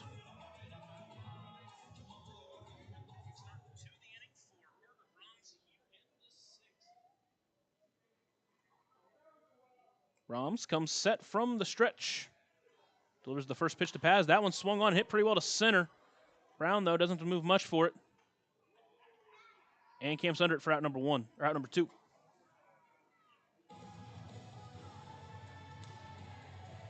Shortstop, Nilo Rijo.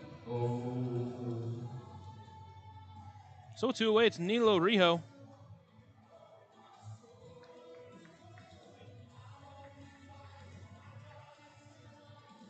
Rijo in the game.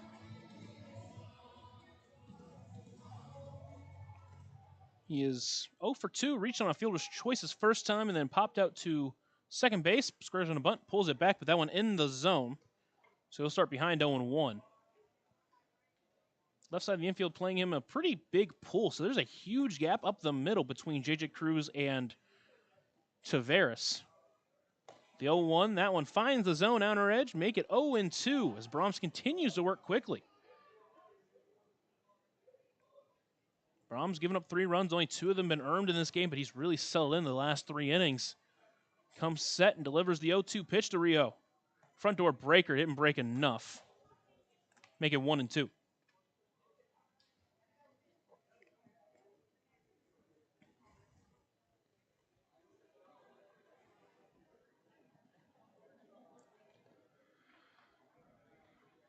Now here's the 1-2 pitch. That one up and in, almost got Rijo.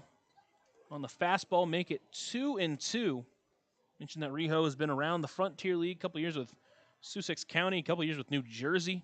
First year here with the Mud Monsters, obviously, as it's the first season Mississippi's been in the league.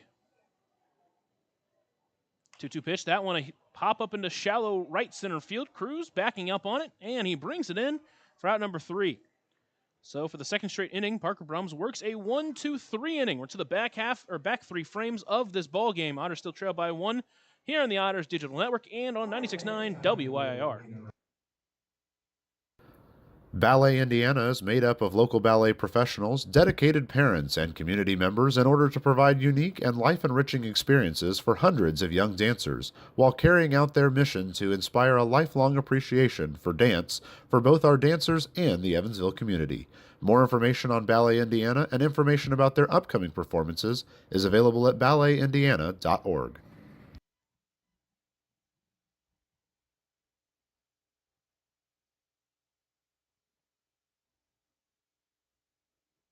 Smile on Down Syndrome has been providing a bright hope for tomorrow to the tri-state region for 25 years, providing smiles, support, and programs for individuals with Down syndrome while raising community awareness to create a brighter world that accepts and understands people with Down syndrome. Learn more now at smileondownsyndrome.org.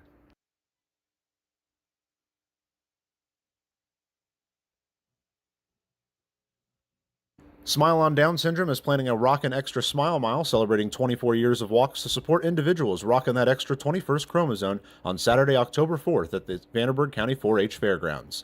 This event will rock your socks off with a vendor mall, food trucks, face painting, special guest appearances, a Rockin' Extra talent show, and more. To learn more about how to rock at the walk or how to become an event sponsor or even to make a donation, visit smileondownsyndrome.org or text 812-449-6049 for more information. This sponsored event is open to the entire tri-state community.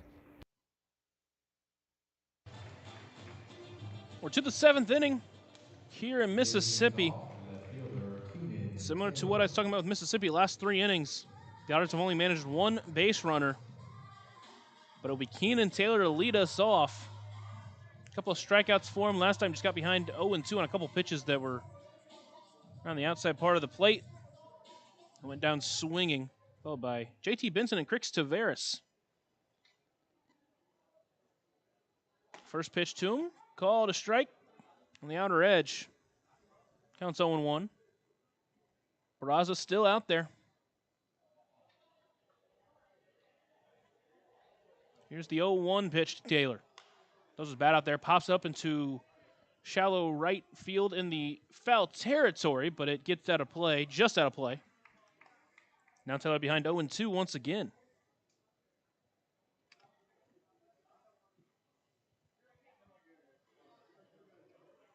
This Mississippi team's been really good at pitching over the last 7 days. A team ERA of 1.93 over that time.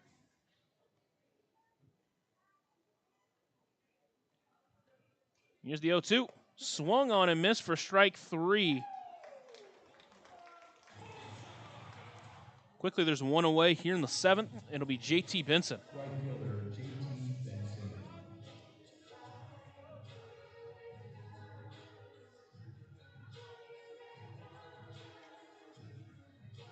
Mississippi in the Frontier League are 6th in team ERA at 4.57.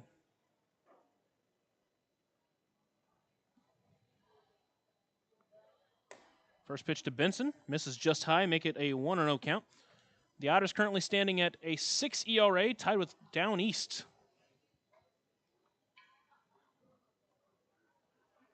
Here's the 1-0 delivery. Fastball misses way in front in the dirt, make it 2-0.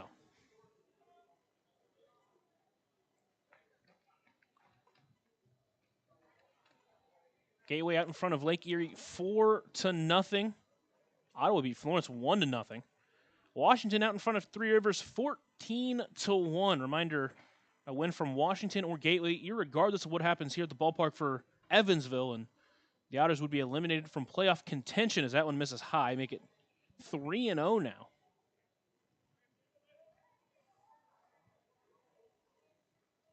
Schaumburg also beating Sussex County 7-3. Joliet in front of Windy City 5-4. That pitch called strike on the outer edge. Back in the count is Barraza, make it 3-1. Otters trails 3-2 here in the top of the seventh, one away. Scored 2 runs in the first, haven't scored since. 3-1 pitch, that one misses high, ball 4. A Deerhead sidewalk cafe and bar, the first one of the game for the Otters. They got a 1-out base runner for Crix Taveras. Shortstop, Crix Taveras. Again, Jackson Smith, who went 5 innings, only 2 walks in total during his season. He's pitched in 27 1/3 innings, including tonight. And now Taveras steps in, 1 away. Runner at first base is Benson. First pitch, Benson takes off.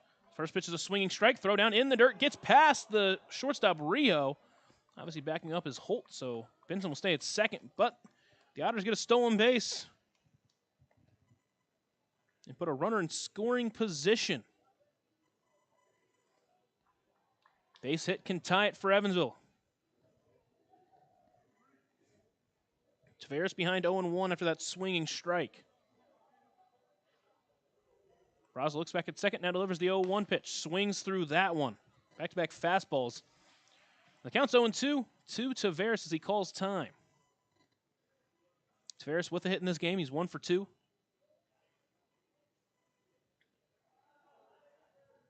On deck is Daryl Jackson. Barraza sets, delivers the 0-2 pitch. Swung on and missed for strike 3. Went with another fastball up and out of the zone, and there's 2 away in the inning.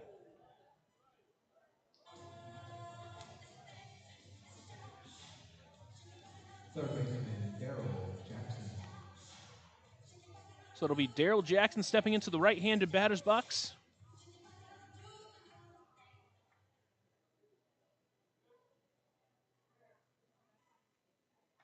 Barraza sets, looks back at second. Now delivers. First pitch taken, middle for strike 1. Jackson is 0 for 2, a ground out and a strikeout. After his impressive debut at shortstop, got moved to third tonight, made a great play, nailing a runner at home. The 0-1 pitch called strike 2. Jackson didn't agree, but he'll have to fight from behind now. 0-2 with Dennis Pierce awaiting on deck.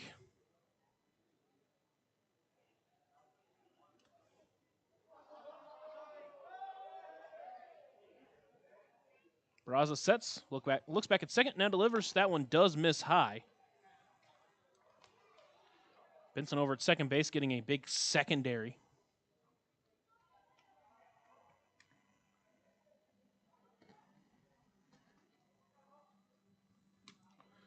Barraza sets once again. Looks back at second, now delivers. Swung on and missed for strike 3. Daryl Jackson went at a fastball above the zone, and that'll do it for the 7th. Well, head to the bottom. Otters still trail by 1 here on the Otters Digital Network and on 96.9 WYIR.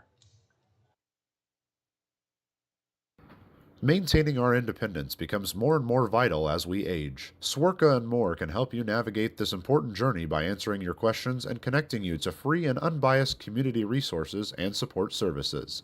If you are seeking advice for yourself or a loved one, let Swerka be your first call. More information available at swerka.org or by calling 812-464-7800.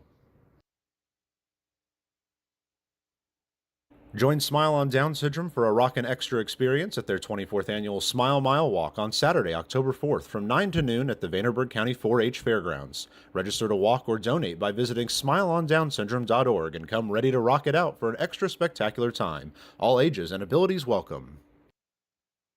Right now in Vanderburgh County, over 800 children are in the child welfare system waiting for someone to be their voice, and you could be that voice by becoming a court-appointed special advocate, a CASA volunteer. Donating just a few hours a month of your time can change a child's life forever. Vanderburgh County CASA invites you to join them. Stand up, speak out, be for the child, be a CASA. For more information, visit vandcasa.com. That's VAND CASA.com.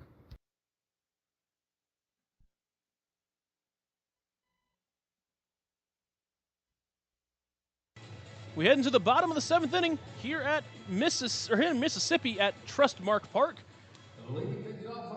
It was 3-2 after Mississippi scored 2 runs in the 3rd. But since then, Parker Brahms has really set in. He's kept Mississippi off the board. He's out there for his 7th inning of work.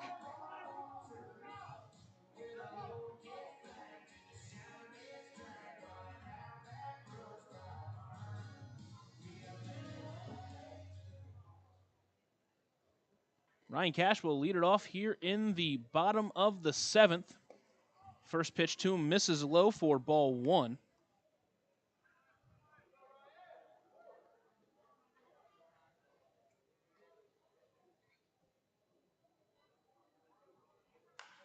The 0-1 lifted into left field. Back on it is Taylor, still going back and bringing it in for out number 1. First baseman, Nick Hassan.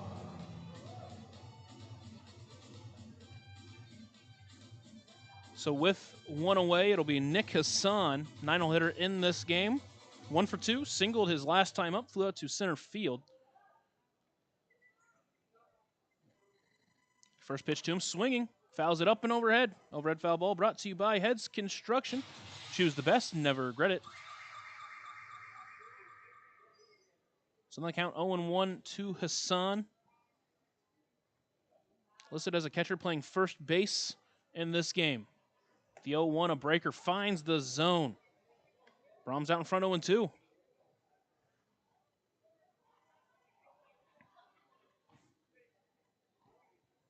Brahms just 91 pitches so far. Here's the 0-2. That one, high pop-up, is going to stay in the infield.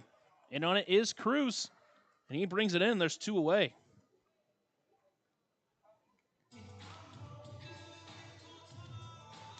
Center fielder, Braylon Skinner.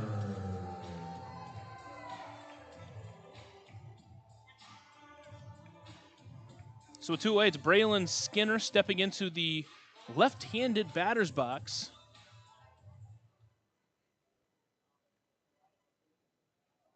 Skinner 1 for 3 with a single. Scores run a bunt, pulls it back, but it's in there for strike 1.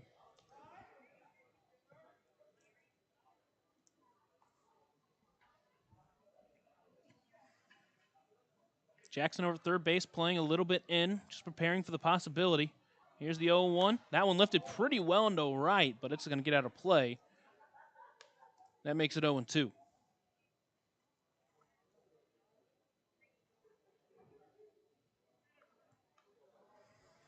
So he's got another batter at 0-2. Here does Brahms. Sets, fires. That one misses outside. Skinner doesn't chase, make it 1-2.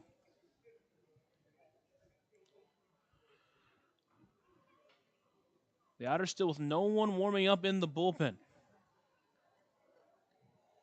1-2. That one's popped up into foul territory. Jackson will give it a look, but it'll get out of play. Count still 1-2. The Otters jumped out in front 2-0 early, but since then have been silenced.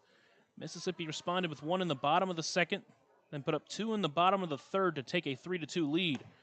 Which is where we stand now as that pitch misses high, make it 2-2.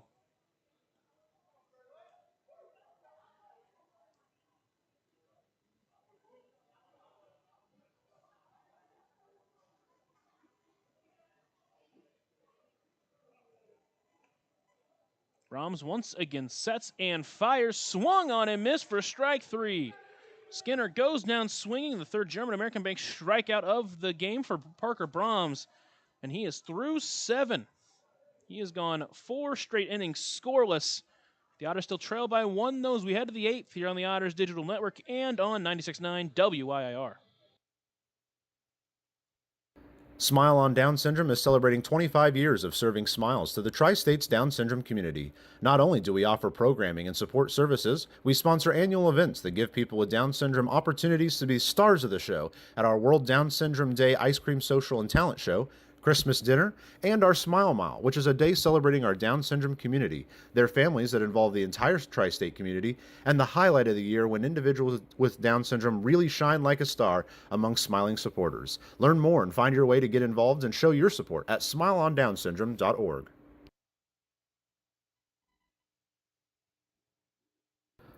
Ballet Indiana is made up of local ballet professionals, dedicated parents, and community members in order to provide unique and life-enriching experiences for hundreds of young dancers, while carrying out their mission to inspire a lifelong appreciation for dance for both our dancers and the Evansville community. More information on Ballet Indiana and information about their upcoming performances is available at balletindiana.org.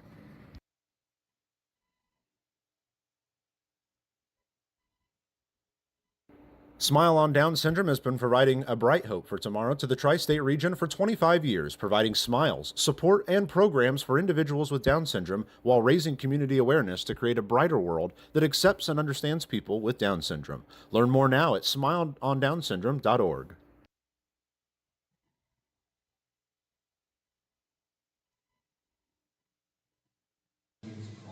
Mississippi call to the bullpen is Braden Forsyth. Forsyth on the mound. Behind the plate is Victor Diaz. That pitcher and catcher battery is sponsored by The Answer Auto Repair East. Find your battery needs at The Answer Auto Repair East, located at 2319 North Green River Road, or call 812-475-9000. Forsyth making his 5th appearance of the season for Mississippi. He's pitched 9 innings total, giving up just 4 hits, and he's walked 4 and struck out 10. Hasn't given up a run yet. Spent 2 full seasons with the Great Falls Voyagers in the Pioneer League. Spent the beginning part of the season this year with Great Falls before joining Mississippi. His first outing was back on July 30th, and since then has looked excellent for Mississippi. Last time out, though, did walk 3, only struck out 1 in 2 innings. Back to the top of the lineup, the Edward Jones leadoff batter of the game, Dennis Pierce, of the Otters, 6 outs to get 1 run. First pitch misses low, and Pierce will start out in front 1-0. Pierce with a couple of hits in this ball game. He's 2 for 3. 1-0. That one's fouled off of himself. Make it 1-1. He led off the 3rd inning with a base hit, but was eliminated after the hard liner off the bat of J.J. Cruz went right to the first baseman.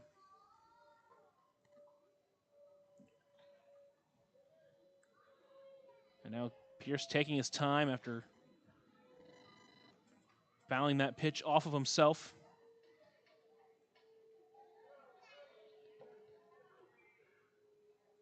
Steps back in now. Count still 1-1.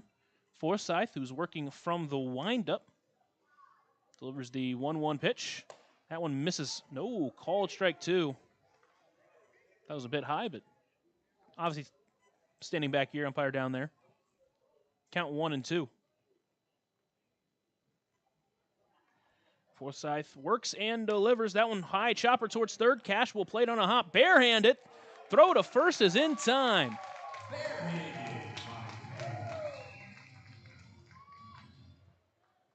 So Cash gets the throw in time to get Pierce out for out number 1. With 1 away, it's J.J. Cruz who steps up.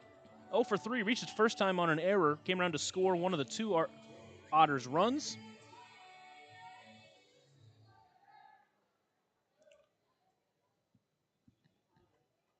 Here's the first pitch to him. That one called strike at the knees, and he starts behind 0-1.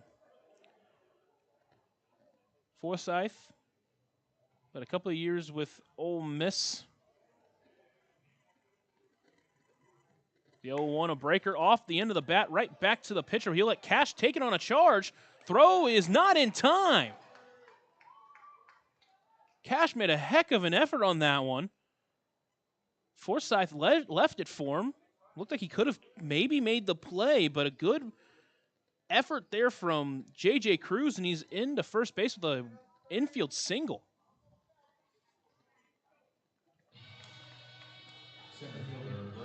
So one away, and it's Graham Brown. Same situation, he stepped up in the first inning, too. Since then, he's flown out to right twice. He's got the big hit in this game. He's got a big spot here. Top of the 8th, Otters with one away. Runner at first base. Tying run is J.J. Cruz at first. Brown, the go-ahead run, is that first pitch called a strike on the outside edge.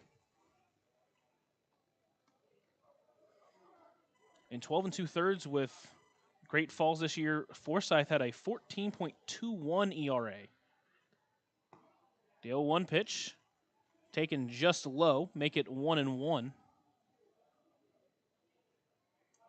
8 strikeouts to 7 walks. He'd given up 20 earned runs in 12 2/3.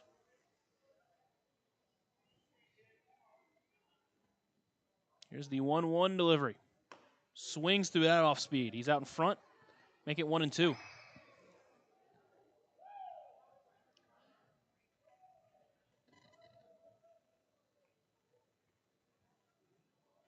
In 2022, Forsythe was with the University of Tampa, same team that Alex Canny came from before he joined Ole Miss.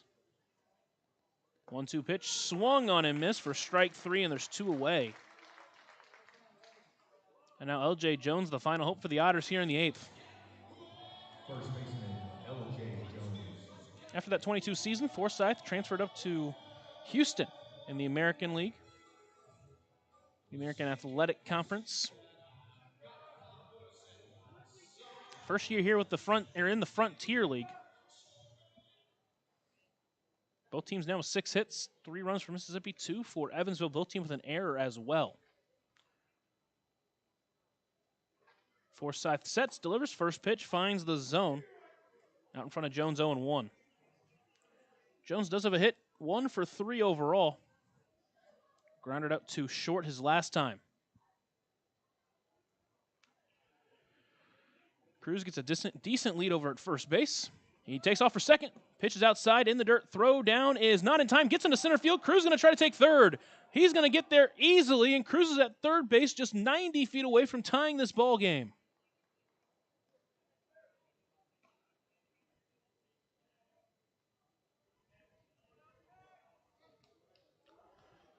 So the throw down was too low. Holt wasn't able to snag it, and with 2 away, a 1-1 count to L.J. Jones. He's a single away from tying this ball game.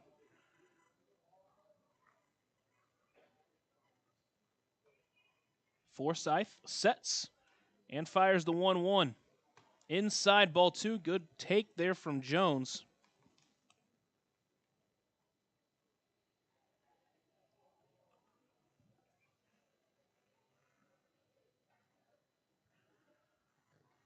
Count now 2-1. Forsythe sets and delivers. Swings that one, broken bat to short, caught in the air by the shortstop Rijo. And there are 3 away. So the Otters strand the tying run at third.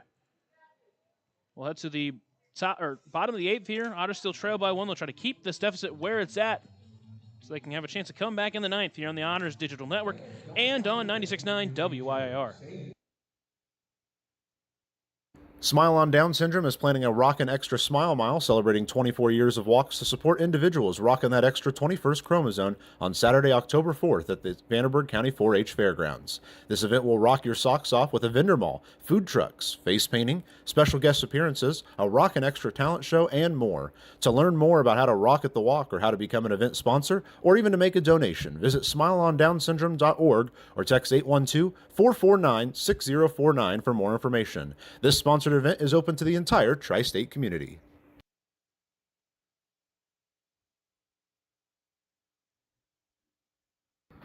Maintaining our independence becomes more and more vital as we age. Swerka and more can help you navigate this important journey by answering your questions and connecting you to free and unbiased community resources and support services. If you are seeking advice for yourself or a loved one, let Swerka be your first call. More information available at swerka.org or by calling 812-464-7800.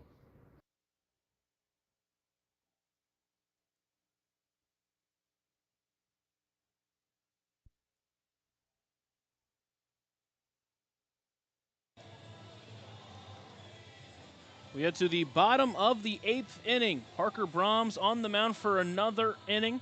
And why not? He has looked excellent so far. He's not even over 100 pitches.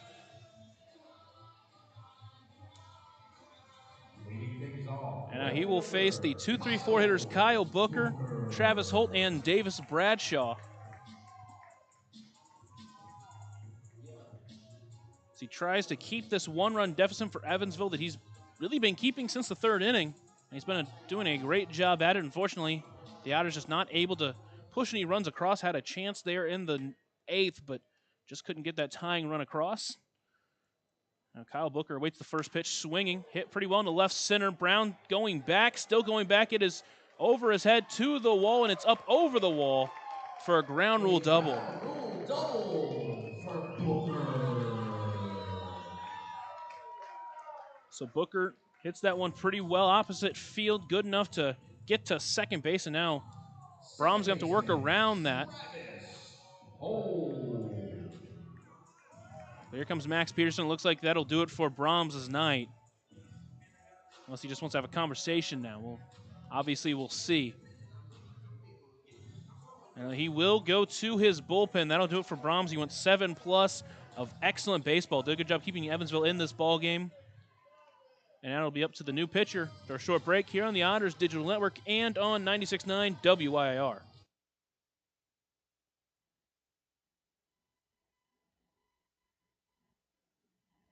Right now in Vanderburgh County, over 800 children are in the child welfare system waiting for someone to be their voice, and you could be that voice by becoming a court-appointed special advocate, a CASA volunteer. Donating just a few hours a month of your time can change a child's life forever. Vanderburgh County CASA invites you to join them. Stand up, speak out, be for the child, be a CASA.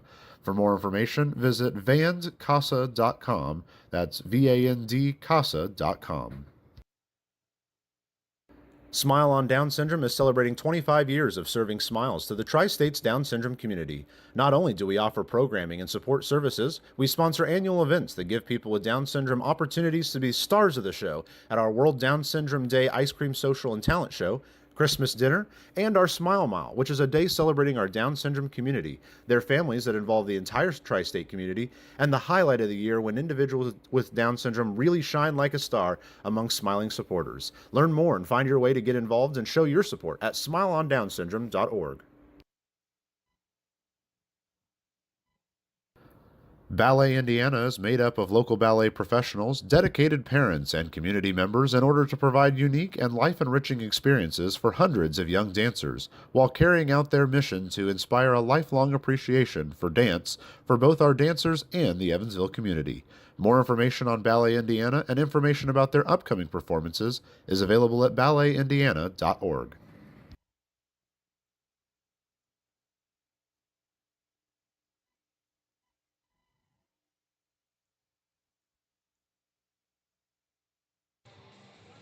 Otters called to the bullpen is Nolan Thebe. Thebe on the mound behind the plate. Logan Brown, that pitcher and catcher battery is sponsored by the Answer Auto Repair East. Find your battery needs at the Answer Auto Repair East, located at 2319 North Green River Road, or call 812-475-9000. Parker Brahms mentioned he went 7 innings, gave up 7 hits, walked 2, struck out 3. Currently on the hook for 3 runs, 2 of them being earned. That runner at second base is his. And Thebe's first batter to face in this inning will be Travis Holt. Here's the first pitch to him. That one misses just high. And the count will be 1-0. Thebe entering this ballgame with a .337 ERA. Comes set. Looks back at second. Now delivers the 1-0 pitch. That one misses outside, make it 2-0.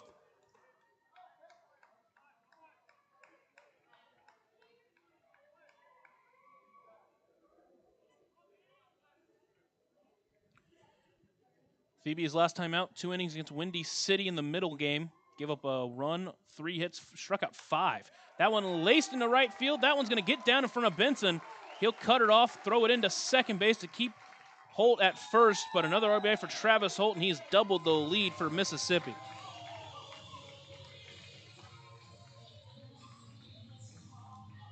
So that will officially finish Brahms' night. Gave up 4 runs, 3 of them earned. And now Phoebe's going to be set to face Davis Bradshaw.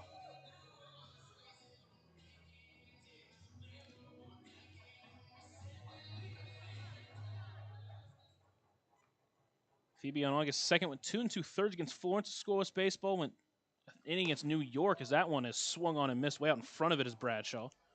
He's behind 0-1. Also went 2/3 of scoreless baseball against the New York in the finale. Phoebe shakes once, then agrees and sets. Looks over at first, now delivers. That one lined into left, but foul. Making an 0-2 count. The Otters will need at least 2 in the 9th. Hopefully Phoebe can keep it to just that. Here's the 0-2 delivery. That one laced up the middle, right towards Tavares. He's able to snag it for out number 1.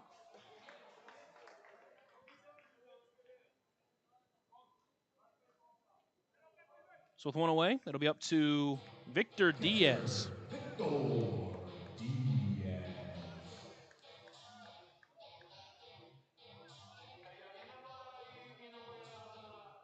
Diaz with 1 away. He's got a couple of hits. He's 2 for 3. Phoebe sets and delivers. First pitch swinging, pulled the string on him way off stride. And the count's 0-1.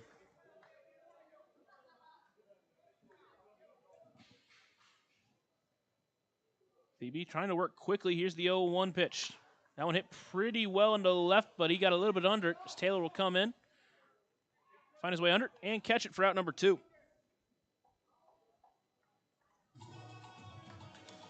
So after that hit by Travis Holt, a couple of quick outs for Nolan Phoebe. And with 2 away, it's Correll Paz. Paz doubled to start his day, triple to start his day. Simpson has struck out and flown out. And Max Pearson jumps out of the dugout. Looks like he won't waste any time, and he'll bring out a different pitcher to face Phoebe. Looks like he's going to go for a lefty. We'll have more on the new pitcher after a short break here on the Otters Digital Network and on 96.9 WYIR. Smile on Down Syndrome has been providing a bright hope for tomorrow to the tri-state region for 25 years, providing smiles, support, and programs for individuals with Down syndrome while raising community awareness to create a brighter world that accepts and understands people with Down syndrome. Learn more now at smileondownsyndrome.org.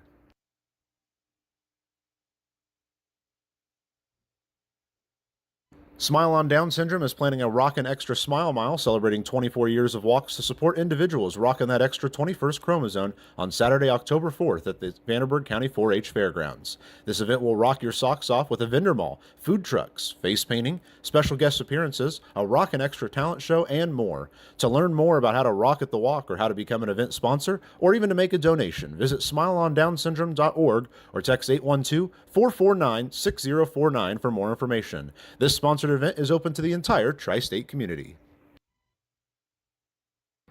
Maintaining our independence becomes more and more vital as we age. Swerka and More can help you navigate this important journey by answering your questions and connecting you to free and unbiased community resources and support services. If you are seeking advice for yourself or a loved one, let Swerka be your first call. More information available at swerka.org or by calling 812-464-7800.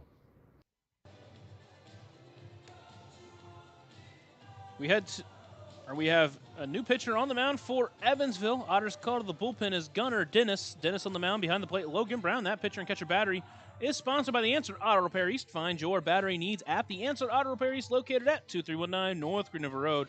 or call 812-475-9000. So Phoebe leaves after giving up a hit and getting 2 outs. And Gunnar Dennis will enter. Pearl, Mississippi native Gunnar Dennis will face, technically, is his hometown team. Went 2 innings of scoreless ball against Windy City on the 8th, where he struck out 4, didn't walk anybody, gave up just 1 hit. So excellent so far in an Otters uniform. He's pitched to a 3.17 ERA. The only damage coming in the middle game against New York, where he went an inning giving up 2 earned runs on 2 hits, no walks or strikeouts. We called him to get the final out here against Corel Paz. A lefty-lefty matchup. Dennis looks in and comes set. Looks over at first base, now delivers the first pitch. On a line, right towards Jones. Jones think he caught it. It did land in foul territory. But the first base umpire called it foul, so it's an 0-1 count. Tough one to tell. It looked like it was very close. But anyway, counts 0-1. As Dennis looks in, agrees and sets. Looks over at first base and delivers the 0-1 pitch. Front door breaker didn't break enough. Make it 1-1. Former Ole Miss Rebel is Gunnar Dennis. Played 2 seasons with the Rebels. 1-1, that one misses way outside. Make it 2-1. 23-year-old, back in his hometown here in Pearl, Mississippi.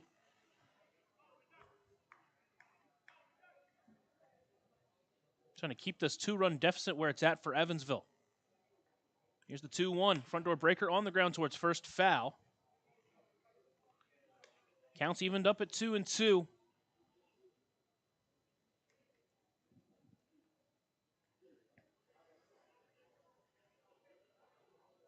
Started off quick for both sides, but it quickly became a pitcher's duel.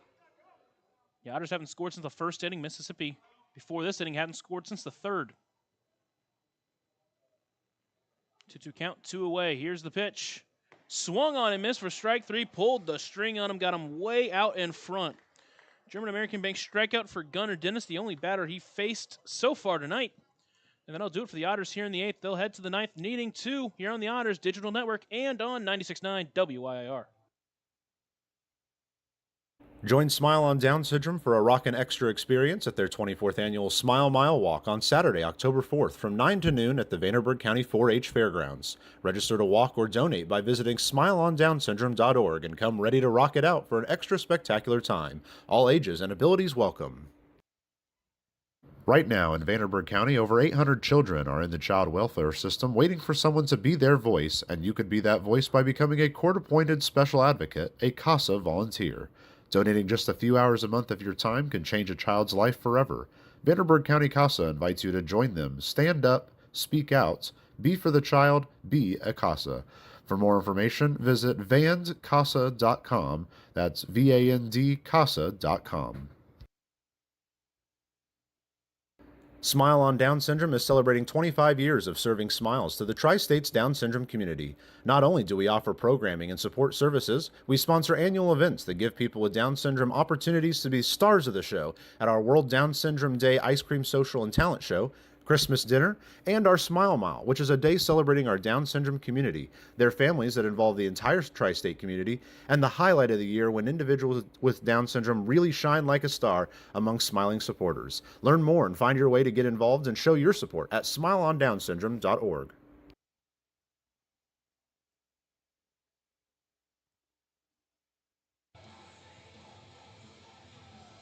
Otters come to bat here in the 9th, need at least 2 runs to tie. They'll face Brandon Forsythe the 2nd inning. They got a runner to third base against him, but couldn't score that runner. He'll face Logan Brown, Keenan Taylor, and JT Benson here in the 9th. Otters on Sunday did score 3 runs in the 9th. Fought really hard to keep that game alive. They batted around in the 9th. If they can do that again here, they take the lead.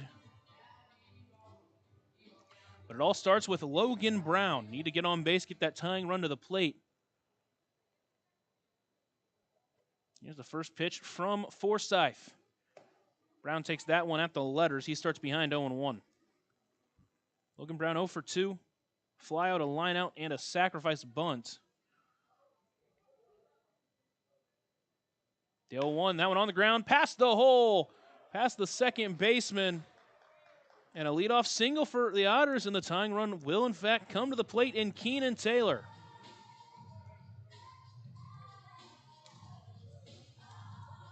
Taylor with home runs in back-to-back games, 3 home runs in those 2 games. Coming off a 2 home run game, but tonight he has been settled down, 3 strikeouts. Obviously, he is the tying run, so he needs to find a way to get on base if possible. Forsythe is going to come from the stretch. First pitch swinging, he fouls that one up and overhead. An overhead foul ball brought to you by Heads Construction. Choose the best, never regret it. Counts 0-1.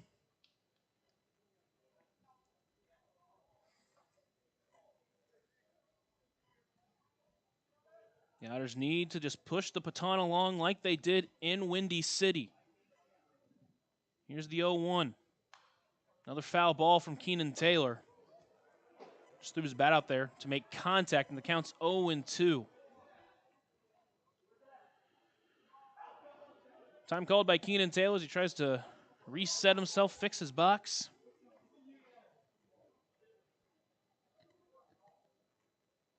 Logan Brown at first base, Keenan Taylor at the plate representing the tying run. Forsythe sets, delivers and fires. Checked his swing. He did not go, says the first base umpire. Make it 1-2. Try to get him swinging at the curveball, but good take there by Taylor. Keenan made a great defensive play out and left earlier in the game.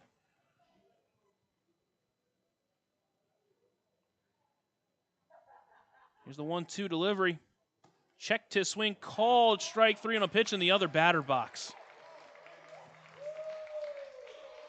Goes down looking on a pitch that was, it was outside. There's the only way to say that.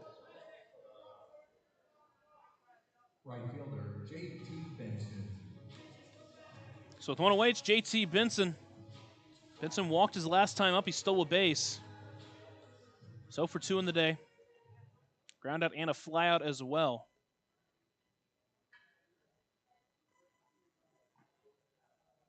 Here's the first pitch to him. Swings through that one, comes up empty. Went hacking at that first pitch, but it's behind 0-1.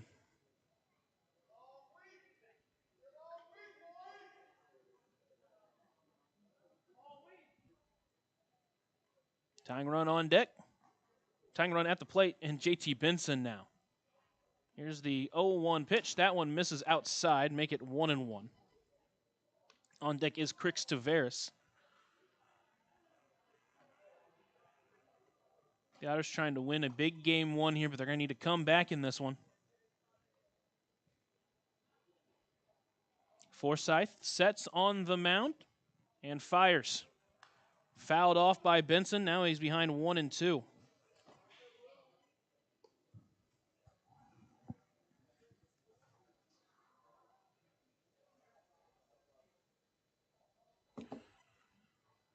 Benson on the last one was out in front of it. Fouled it off on the end of the bat.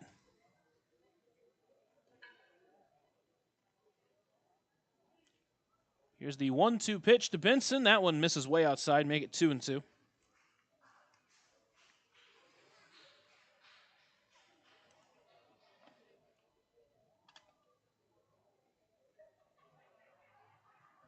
Forsythe trying to earn his first save of the season for Mississippi.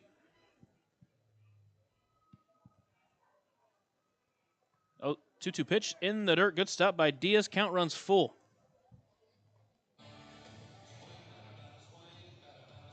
It would be his second career professional save, as he earned one in 24 with Great Falls. He also had 11 career saves in college. So it's not adverse to this type of situation. Counts full to JT Benson. Forsyth comes set and fires. On the ground towards third, foul. Benson stays alive.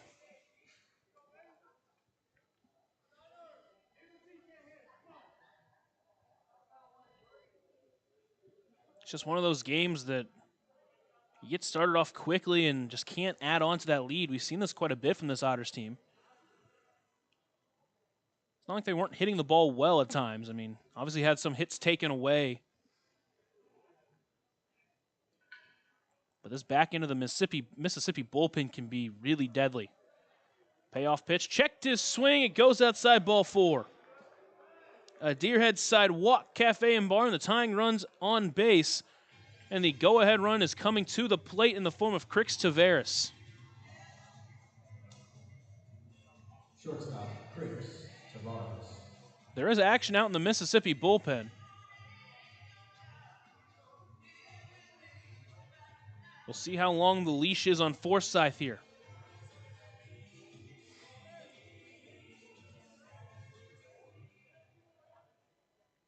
Logan Brown at second, JT Benson the tying run at first. Forsyth looks back at second, now delivers the first pitch to Taveras, swings through that off speed. He'll start behind 0-1.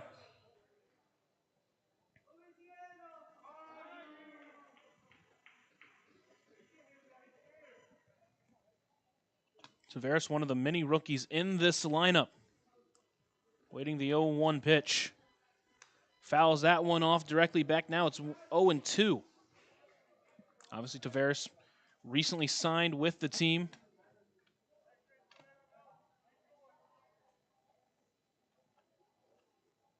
Now calls time, tries to reset himself behind 0-2. Signed back on July 29th. He's coming off an incredible week of baseball. He already has a hit in this game. Did not play in the finale on Sunday. The 0-2 pitch, taken low. Good take by Taveras, make it 1-2.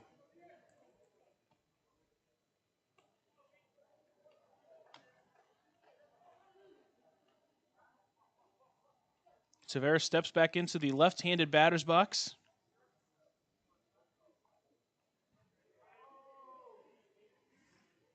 Forsyth sets, looks back at second, now fires. Checked his swing. He did not go, says the third base umpire standing behind the pitcher. Make it 2-2. Only one away here in the top of the ninth inning. Otters need 2 runs. The tying run is at first. If Taveras can find a gap, the speed of Benson may just score him. Daryl Jackson awaiting on deck.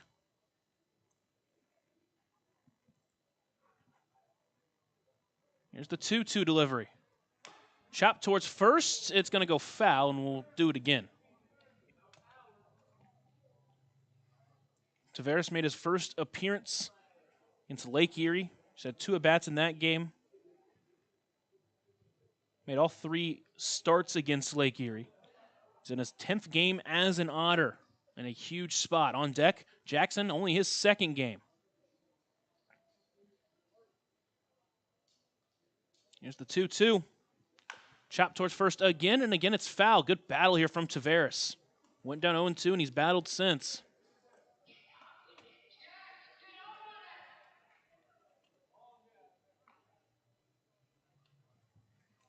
Pitch number 7 upcoming in the at-bat.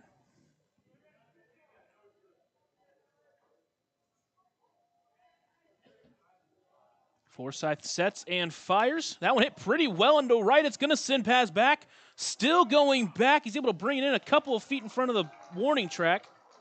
Throw's going to come into second as Logan Brown does advance to third base, but either way, there's 2 away. That one was hit pretty well off the bat of Taveras, but just not enough to get out. And now it's Daryl Jackson, the last hope for the Otters in this game as he tries to just keep this game alive.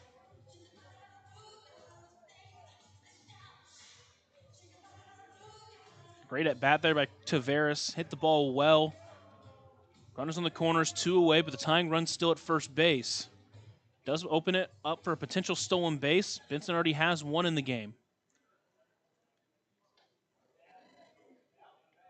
See if they want to send Benson and try it. First pitch swinging, fouled up and overhead. Overhead foul ball brought to you by Heads Construction. Choose the best, never regret it. Jackson behind 0-1. Jackson still looking for his first hit in this game. And the finale on Sunday came up with 2 outs and earned a hit there. The 0-1, that one laced in left field. That's going to get through for a base hit. Benson rounding second. He's going to stay there after taking a big turn. The Otters get a run back. Now they only trail by 1 with the tying run at second base. Daryl Jackson comes through in a 2-out situation in the ninth once again. And now it's Dennis Pierce, the Edward Jones leadoff batter of the game. He's 2 for 4 on the night. A hit from him ties the ball game. With Daryl Jackson over at first, an extra base hit may give them the lead.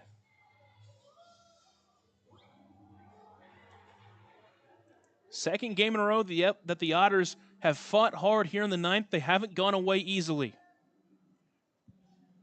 Here's the first pitch to Pierce. Fastball misses up and wide. So Pierce out in front 1-0. Pierce has an infield single. Grounded out his last time up. He's flown out. Here's the 1-0. Swings that one, shot towards third, foul.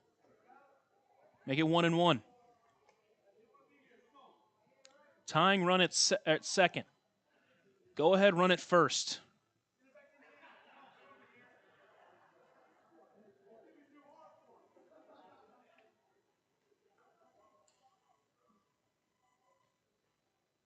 Pierce awaits the 1-1 pitch. That one misses low and outside, make it 2-1.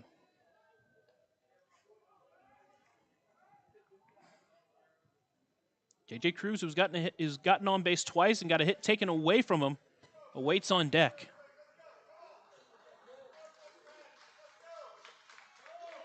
Here's the 2-1 pitch. That one misses low, make it 3-1. With Pierce's ability at the plate, you got to know he's got the green light.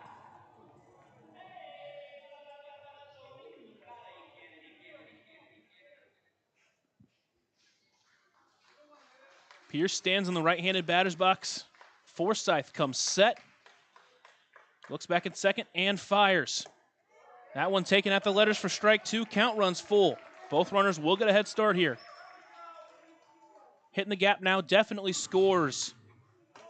Jackson from first.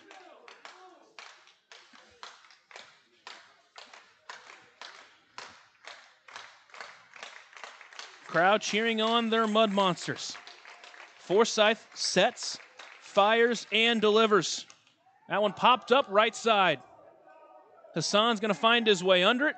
He's going to bring it in for out number 3, and the Otters fall just short once again.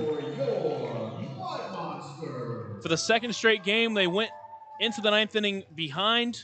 For the second straight game, they fought, but for the second straight game, they fall just short. Well, that's the Papa John's postgame show after a short break here on the Otters Digital Network and 96.9 WYIR.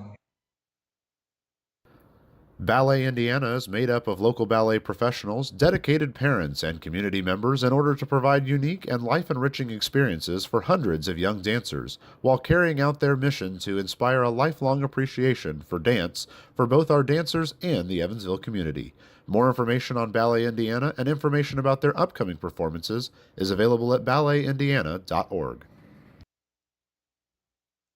Smile on Down Syndrome has been providing a bright hope for tomorrow to the tri-state region for 25 years, providing smiles, support, and programs for individuals with Down syndrome while raising community awareness to create a brighter world that accepts and understands people with Down syndrome. Learn more now at smileondownsyndrome.org. Maintaining our independence becomes more and more vital as we age. Swerka and More can help you navigate this important journey by answering your questions and connecting you to free and unbiased community resources and support services. If you are seeking advice for yourself or a loved one, let Swerka be your first call. More information available at swerka.org or by calling 812-464-7800.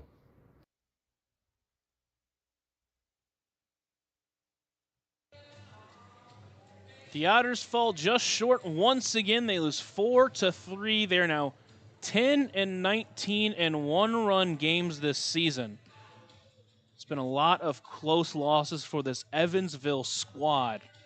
But the way they've played the last couple of games, obviously they both ended up being losses, and they're both heartbreakers for sure, but you got to think about how much fight this team has showed the last couple of games. You go into the ninth inning, you're down. Especially in both these games, they added to their deficit in the eighth. You start to feel down, but man, they fought at the plate. They bring the tying run to the plate on Sunday. Tonight, they get the tying run to second base, the go-ahead run at first. Great at bat from Dennis Pierce, but unfortunately, fall just short, lose 4-3 in the series opener against Mississippi here at Trustmark Park. Parker Brahms got the start and looked shaky a little bit those first 3 innings, gave up 3 runs, only 2 of them were earned, but really settled in the next 4 innings, went 4 innings scoreless from the 4th to the 7th. In that time, only allowed 1 base runner. Really just started to lock in. Did go up for the 8th, gave up a double, but was taken out shortly after that run would end up scoring. And after the Otters got a run in the 9th, ended up being the difference. You wonder if Forsyth would have stayed in. I have no idea. Obviously, you can only ask what if so many times. Stevie came in to shut out the inning. He gave up a hit, obviously that RBI hit that scored the 4th run. Got the next 2 batters out, and then the hometown kid, Gunnar Dennis, came in and got a strikeout in his lone batter he faced tonight. Offensively for Evansville, it's kind of been the story when they've been down here in Mississippi, just not great offensively. They started off really strong. Cruz reached on an error that he may have even beat out. Then Graham Brown followed that with a double, reached third on the throw to home, scored on a wild pitch. Put Evansville up 2-0, but after that they went from innings 2 to 8 scoreless. And went in the 9th. Again, a good fight. Logan Brown with the single. JT Benson earned a walk. Daryl Jackson, for the 2nd straight game, got a hit in the 9th inning with 2 outs. Did a great job there. Brought the tying run into scoring position.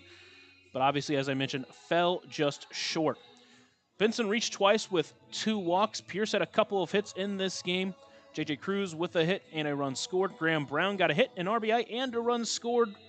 L.J. Jones and Logan Brown also with hits. Logan Brown earned a run as well. Keenan Taylor, unfortunately, did go 0 for 4 with 4 strikeouts. That last one, as I mentioned, just a pitch that was not a strike, called strike 3, but you got to live with where you end up with. Tavares got a hit. Daryl Jackson, another hit in his 2nd game, an RBI as well. Again, an excellent couple of games we've seen from Daryl Jackson so far. That pretty much about sums up the game. Evansville is going to be back here tomorrow, same place, same time. Game scheduled for 6:30 p.m. Papa John's pregame show, 20 minutes early. We'll talk about what's going on for tomorrow's game. Evansville is going to send Yohan Gonzalez to the mound, and he has not given up a single base runner against this Mississippi team so far this year. This time he'll get the start, and we'll see how he performs tomorrow. So he will take the mound in a big game. Again, Evansville trying to get some momentum down the backstretch of this season. They've played some good baseball in a lot of these games, but other games they just come up just short. Mentioned same place, same time tomorrow night, 6:30 p.m. scheduled start time. And for me, that'll do it for tonight's ball game. Evansville loses 4-3. Parker Brahms gets the tough luck loss. Gave up 4 runs, only 3 of them earned. Only walked 2, gave up 7 hits, and again, man, innings 4 through 7, he looked unhittable. That'll do it for me. I'm Lucas Macklin signing off, and as always, have a blessed night, Otters fans.